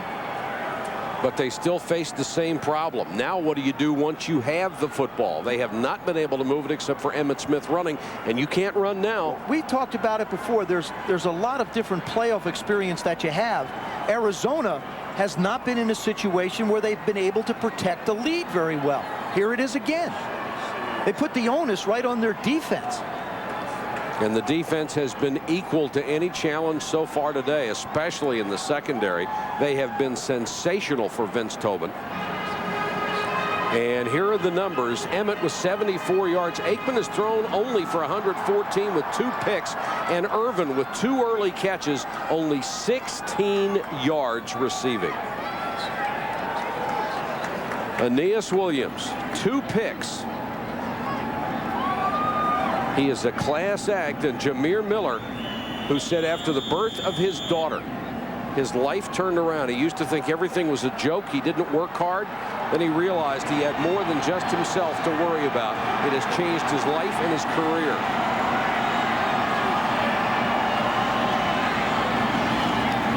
Four-man rush as they have all day.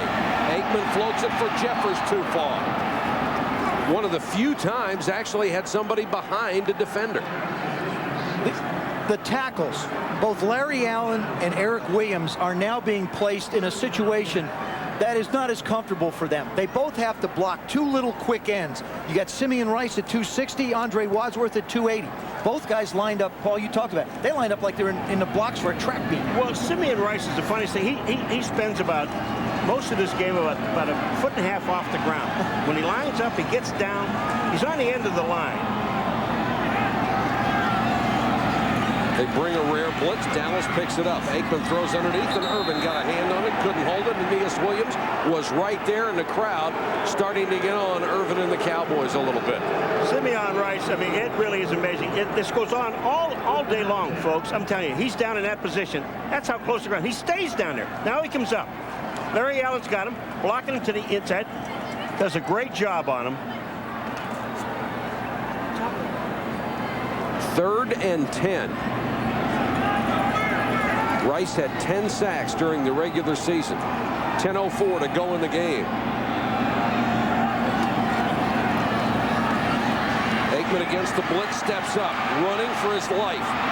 Drops it off. Irvin has the first down at the 39-yard line. The tackle made by Kwame Lassiter. Simeon Rice, this time number 97, beats Larry Allen to the inside. Now the Dallas Cowboys are trying to get into a hurry-up offense. Watch this. He goes outside Simeon, number 97, and then back inside. Larry Allen can't get there. Aikman goes back to work and throws a strike to Davis. Another 10-yard gain to midfield. No, this is really a good call by the official, Joe, because Billy Davis catches the ball in bounds. He's knocked out of bounds, but what they talk about is his forward progress. His forward progress is in bounds, so the clock moves. Aikman again over the middle. Again complete to Patrick Jeffers. You never want to count out Troy Aikman and the Dallas Cowboys. They have the ability to make big plays. They just hadn't been able to do it through almost 3.5 quarters. They haven't been shut out in the playoffs since 1985 when the Rams did it 20-0. In the flat to Emmitt. 30, 25. Check at 1986 instead of 85 on that shutout. The one thing that Troy Aikman is doing in the last couple of plays, now he's looking in the middle of the field. He threw one in the middle of the field, and this time he just has to throw it to Emmitt on the outside.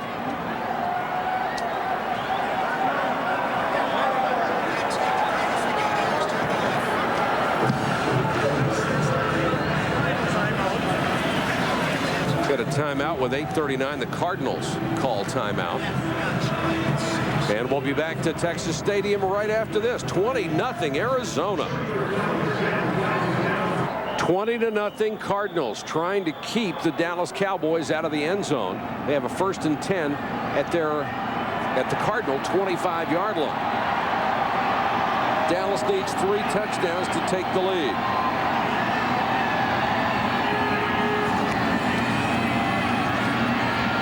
Aikman again over the middle. Gain of only 4 that time as Irvin makes the catch.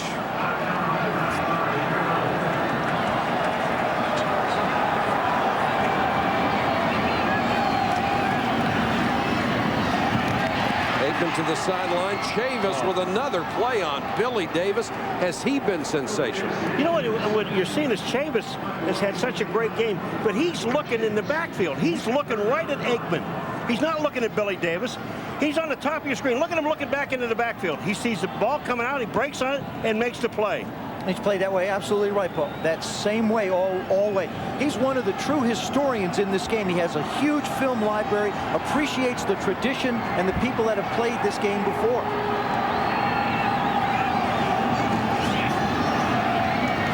Aikman throws, caught by Davis.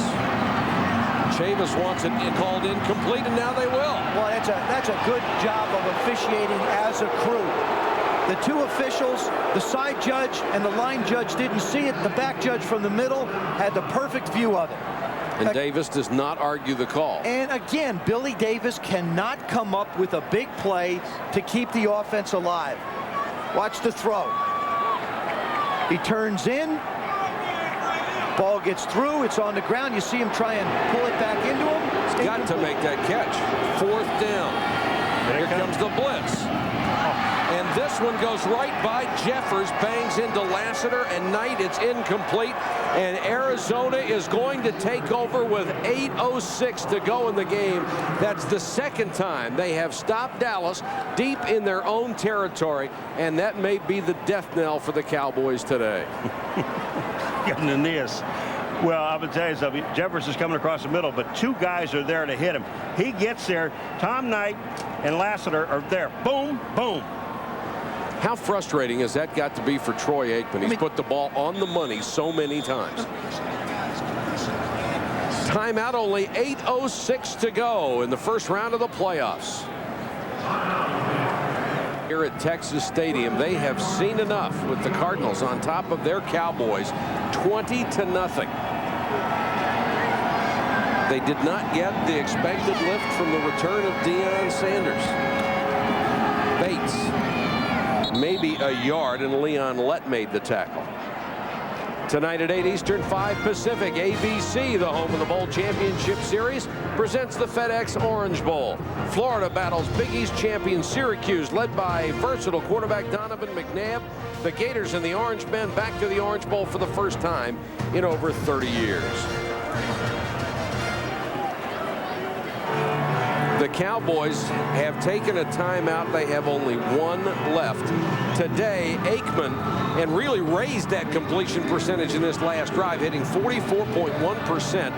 He is the NFL's all-time leader in postseason completion percentage, hitting 2/3 of his passes. But to be honest about it, he had receivers that could catch a lot better than this group outside of Michael Irvin. A whole bunch that dropped tonight. I mean, just out and out dropped the football. I'll tell you, if I had a game ball to give out, I'd give it to Dave McGinnis. I'd paint it up pretty, I'd paint it up sweet, and I'd say, you put a terrific plan together, and I'd give everybody else on that defense something too, because the line put just enough pressure on, and the secondary covered the receivers like blankets.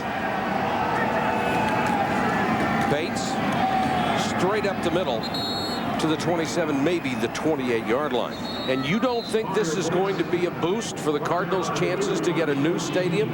There is a vote in May in Mesa, a bond issue, and this has really got to help their chances getting in the playoffs and now winning their first playoff game since 1947. ABC's NFC Wildcard Playoff game is being brought to you by Bud Light. The great taste that won't fill you up and never lets you down. Make it a Bud Light. Microsoft, where do you want to go today? Circuit City. Answers in every department, low prices all over the store. And Dr. Pepper and your local Dr. Pepper bottler. Dr. Pepper, this is the taste.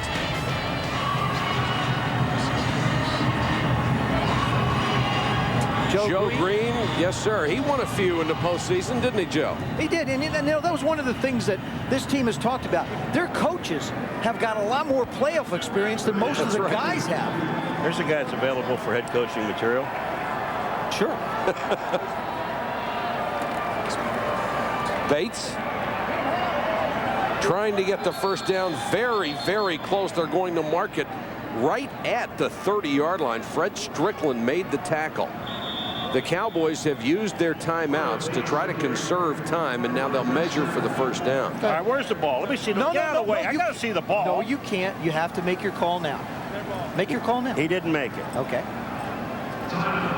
We had mentioned the Cardinals' plans for a new stadium, something that they have tried to get ever since they moved to the Valley. It would be a multi-purpose facility, which would also serve as a convention center that would put Phoenix in the top 10 cities in the United States in that department. He didn't make it, I'm telling you. Oops. Welcome to my world. oh, eagle eye. Well, they didn't let me see the ball. I had to see the ball. You can't do that. There's a guy that saw the ball and saw enough, Jerry Jones. He's not leaving two, is he? It's two. I think the biggest thing for Jerry Jones has been the intensity with which his team played. I mean, there was no fire in this Cowboy football team. Solomon alluded to it when he talked to Dion at halftime. It was disappointing to him, and it's got to be disappointing to Jerry. Now all the Cardinals need to do is work on the clock. Dallas has no timeouts left. Bates gets a couple.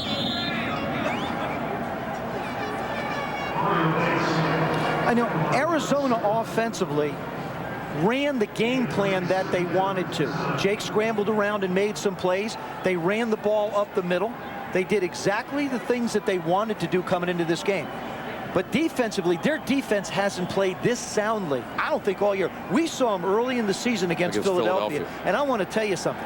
I thought they'd wind up with the same record at Philadelphia at that time. Well, remember that Philadelphia game, at the end of 3 quarters, it was 0-0. So the defense did a good job then. 2nd and 7, Bates again. You got to remember, though, Paul, they were playing the Philadelphia Eagles, who haven't really lit it up from the scoring standpoint. But consider the history of this. The Cardinals were one of the NFL original franchises, founded in 1920. Since 1920, now a period of 79 years, they had won how many playoff games? 1. Yeah, we kept them out. One. We kept them out, I think, in '84, the Redskins. Everybody kept them out. That's true. Every year. And another guy that I think deserves an awful lot of credit is Vince Tobin. Doesn't he? Bob Ferguson, another one in the front office guys. Larry Wilson. These guys have really made a commitment over the last 3 years to raise the level of talent on that team. Centers on the draw.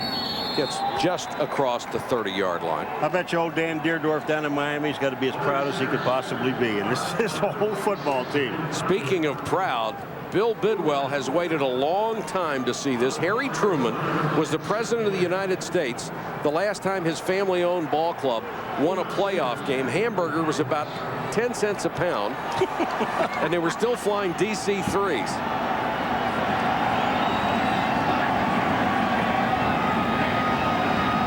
To punt it away, letting the play clock wind down.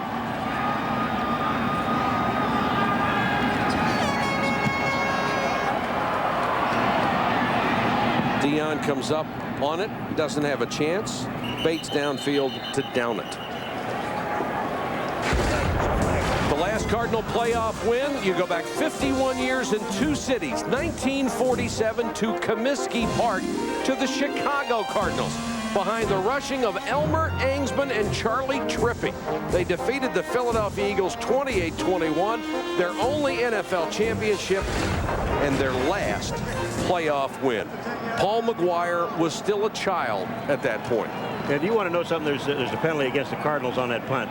Did you notice something in that film other than black and white? Did you notice something? You were standing on the sidelines. Yeah, but no face mask. No face mask, pal. Why do you think? I mean, why do you think my face looks like this? I didn't want to go there, but being that you brought it up. My face is worn out 4 bottom. There's my old face mask. It's being passed around the league. They don't, you know, quarterbacks aren't allowed to wear them anymore. It was a holding call against the Cardinals. Well, anyone with a brain would not, right? You wouldn't wear it now, would you? Sure I would. Absolutely. Oh, made a mistake. Dion with a chance. Look out. Dion just caught it to 25 as he's something else. A 41-yard return after a punt of 45. Give him a chance, he'll kill you. I just told you, he made a mistake. I don't care how far you are ahead. Don't get stupid and kick this guy the ball. I mean, this doesn't make any sense. You don't kick it down the middle, as you said. He just waits for people to commit, and he knows he's faster than everybody on 9.5 toes. Watch him pause. He just waits, then has tremendous acceleration. And look at the kicker. Yeah, you're going to get him. This is his first game since November 15th when he sustained a severe turf toe on his left foot. Aikman with another chance. For the end zone, Davis was there, but Chavis caught up. Boy, did you see Chavis close? Of course, the ball was hung up in the air, and Davis has done it. But Chavis came in. I mean, this guy has played a tremendous football game. He is a rookie, folks, and we mentioned at the beginning. Let you hear it again. Number 25 is a rookie. Watch him close on this ball. He reads the ball in the air. Now it's mine. He has made play after play in this game, as has his counterpart at the other corner, Aeneas Williams. Aikman to Bjornsson. Knight makes the tackle at the 22-yard line, inbounds. The crowd wanted the clock to stop. Do you know, Joe, that almost on every catch when a guy caught a ball, they're punishing him? Oh, they're yeah. making him pay. The Cardinals are making the Cowboys pay for every catch they make. Aikman over the middle. Jeffers to the 6. Brought down by the strong safety, Tommy Bennett. It's a gain of 17.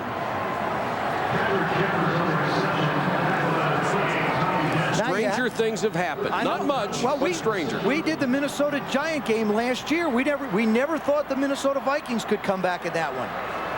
Aikman with the fade to the corner. Williams, the closest one to it. Irvin stopped.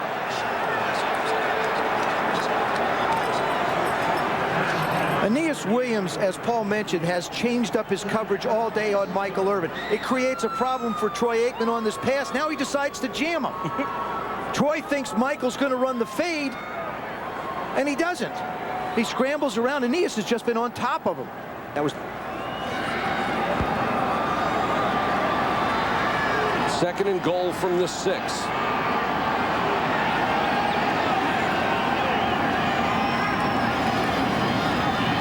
Aikman looking for Davis. Touchdown, Billy Davis. He was completely covered by Knight and Chavis. Then they relaxed, and he broke to the middle of the end zone. Well, Moose Johnston had a little bit to do with that. At 3:33 in the fourth quarter, the Dallas Cowboys finally get on the board.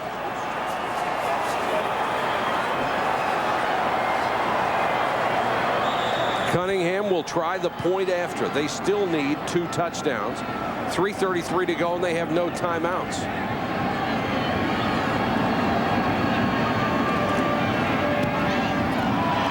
(20-7). The shutout is gone, but Arizona still leads by 13. Protection was very good on that particular pass play, but this time Billy Davis just keeps on working. There he is against Corey Chavis. Now Billy stops. They slide over. He just keeps working. Does a nice job of sliding into the opening and really cradled that one.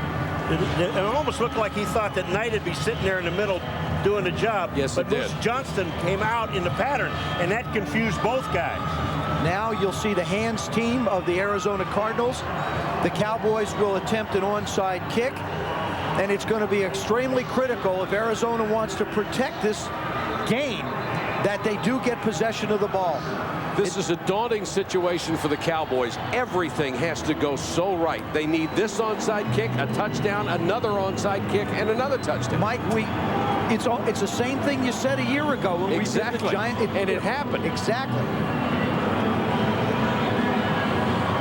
Pat Tillman comes out. There's Bates. Let me just say this. The Arizona Cardinals have made this a lot tougher situation on their owner with his nerves than they had to.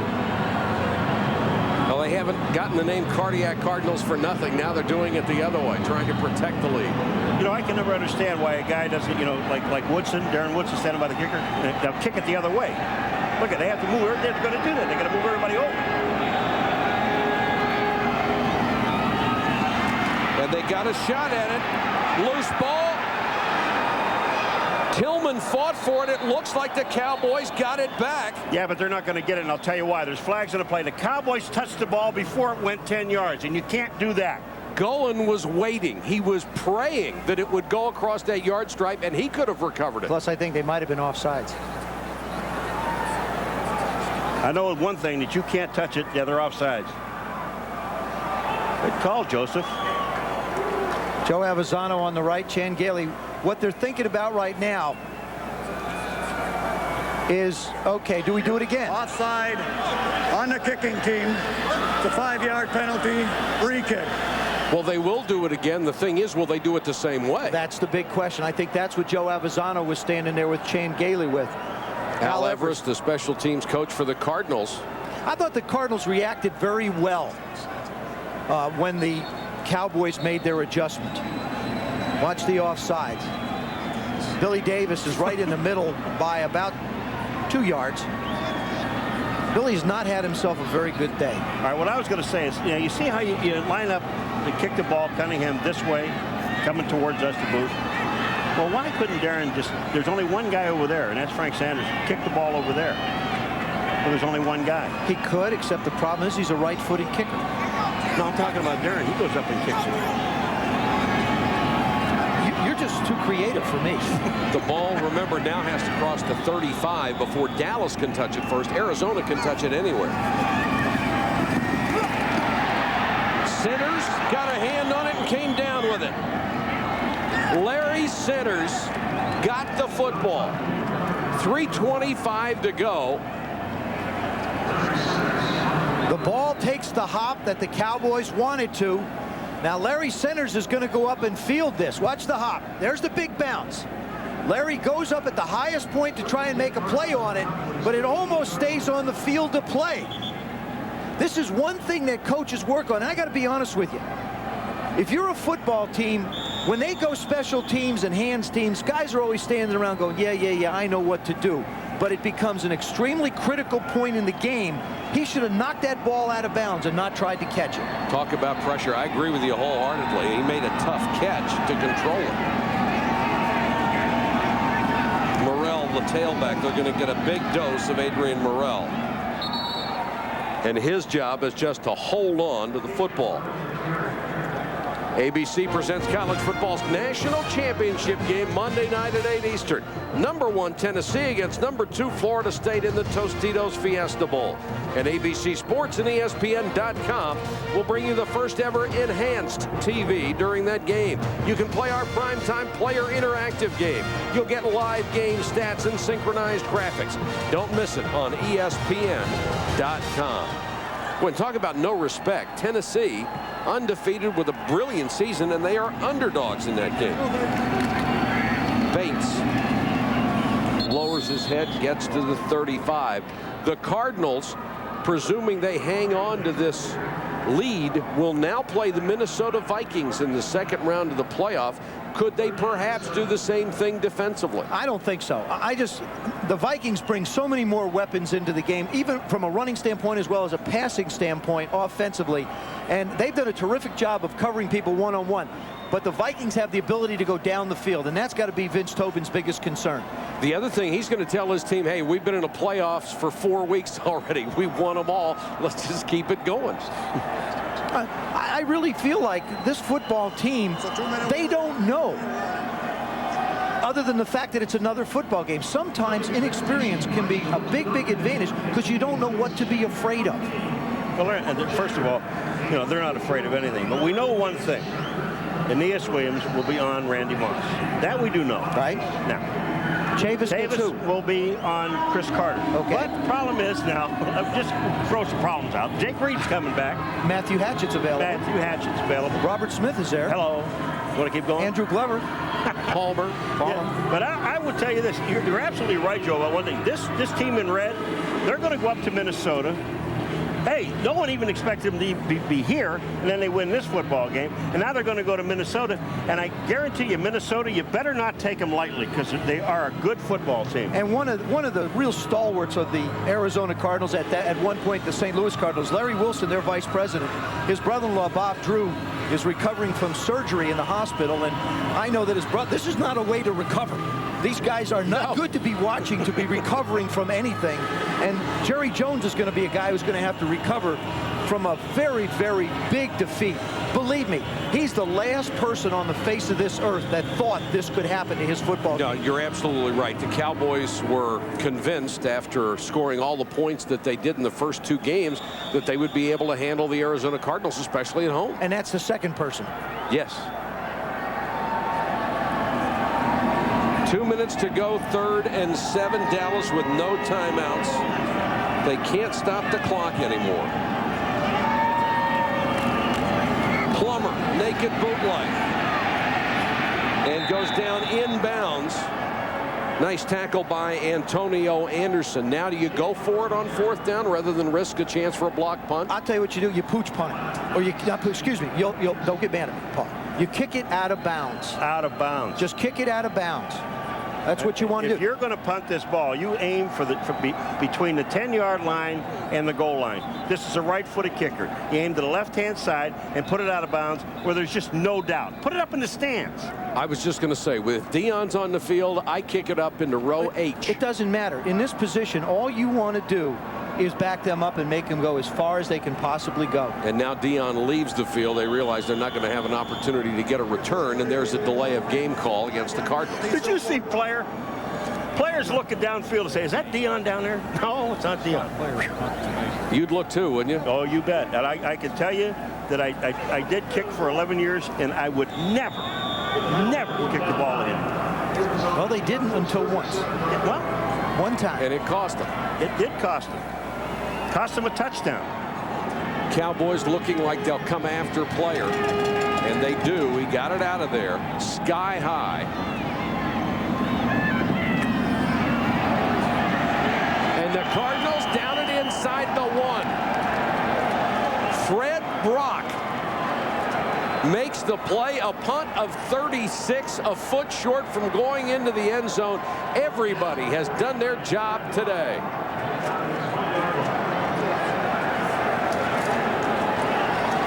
This is just, I mean, you know, it is a tremendous punt. The ball gets the bounce. You've got your players down there.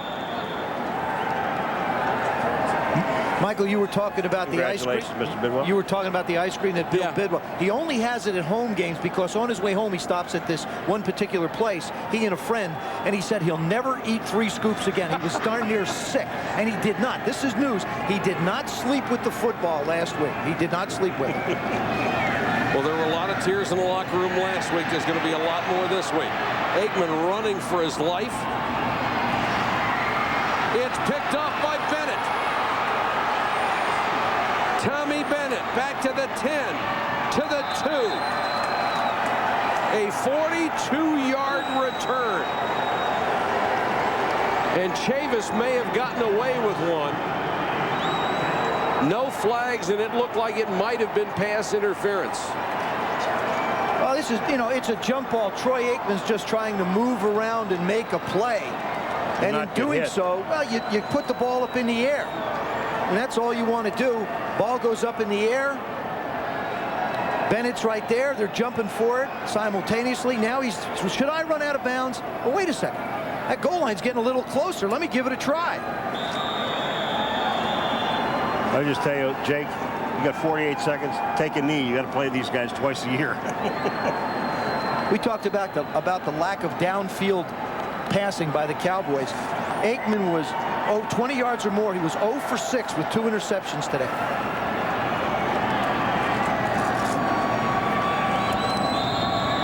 Plummer will take a knee. While we have the chance, I want to thank Solomon Wilcots, who's done such a great job on the sideline for us. Joe Theismann, Paul McGuire, our entire crew, Fred Gridelli, our producer, Mark Payton, our director. They have done an exceptional job with us with ESPN and ABC all year long. Mark Fredrickson, John Aronoff up here in the booth, and our congratulations to Vince Tobin and the Arizona Cardinals. What a great moment for them. It really is, and it brings back the one thing that he said last night that really stands out in my mind. He said, we're taking the approach of why not? Why can't we be the team that goes places? Why can't we be the team that can get it done? And they've answered the first phase.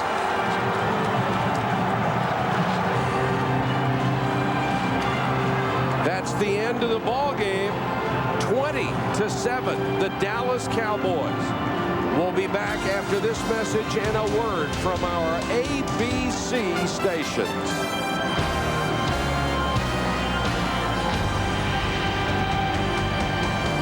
Wilcots. Yeah, Mike, right now I'm joined by All-Pro cornerback Aeneas Williams. Aeneas, you've been through the lean years with the Cardinals. How daunting of a task was it to come in here and win a game, a place where you have lost 9 straight games? I tell you what, Solomon, when the word I got from the Lord this morning, it says the battle is not yours, Aeneas, the battle is the Lord.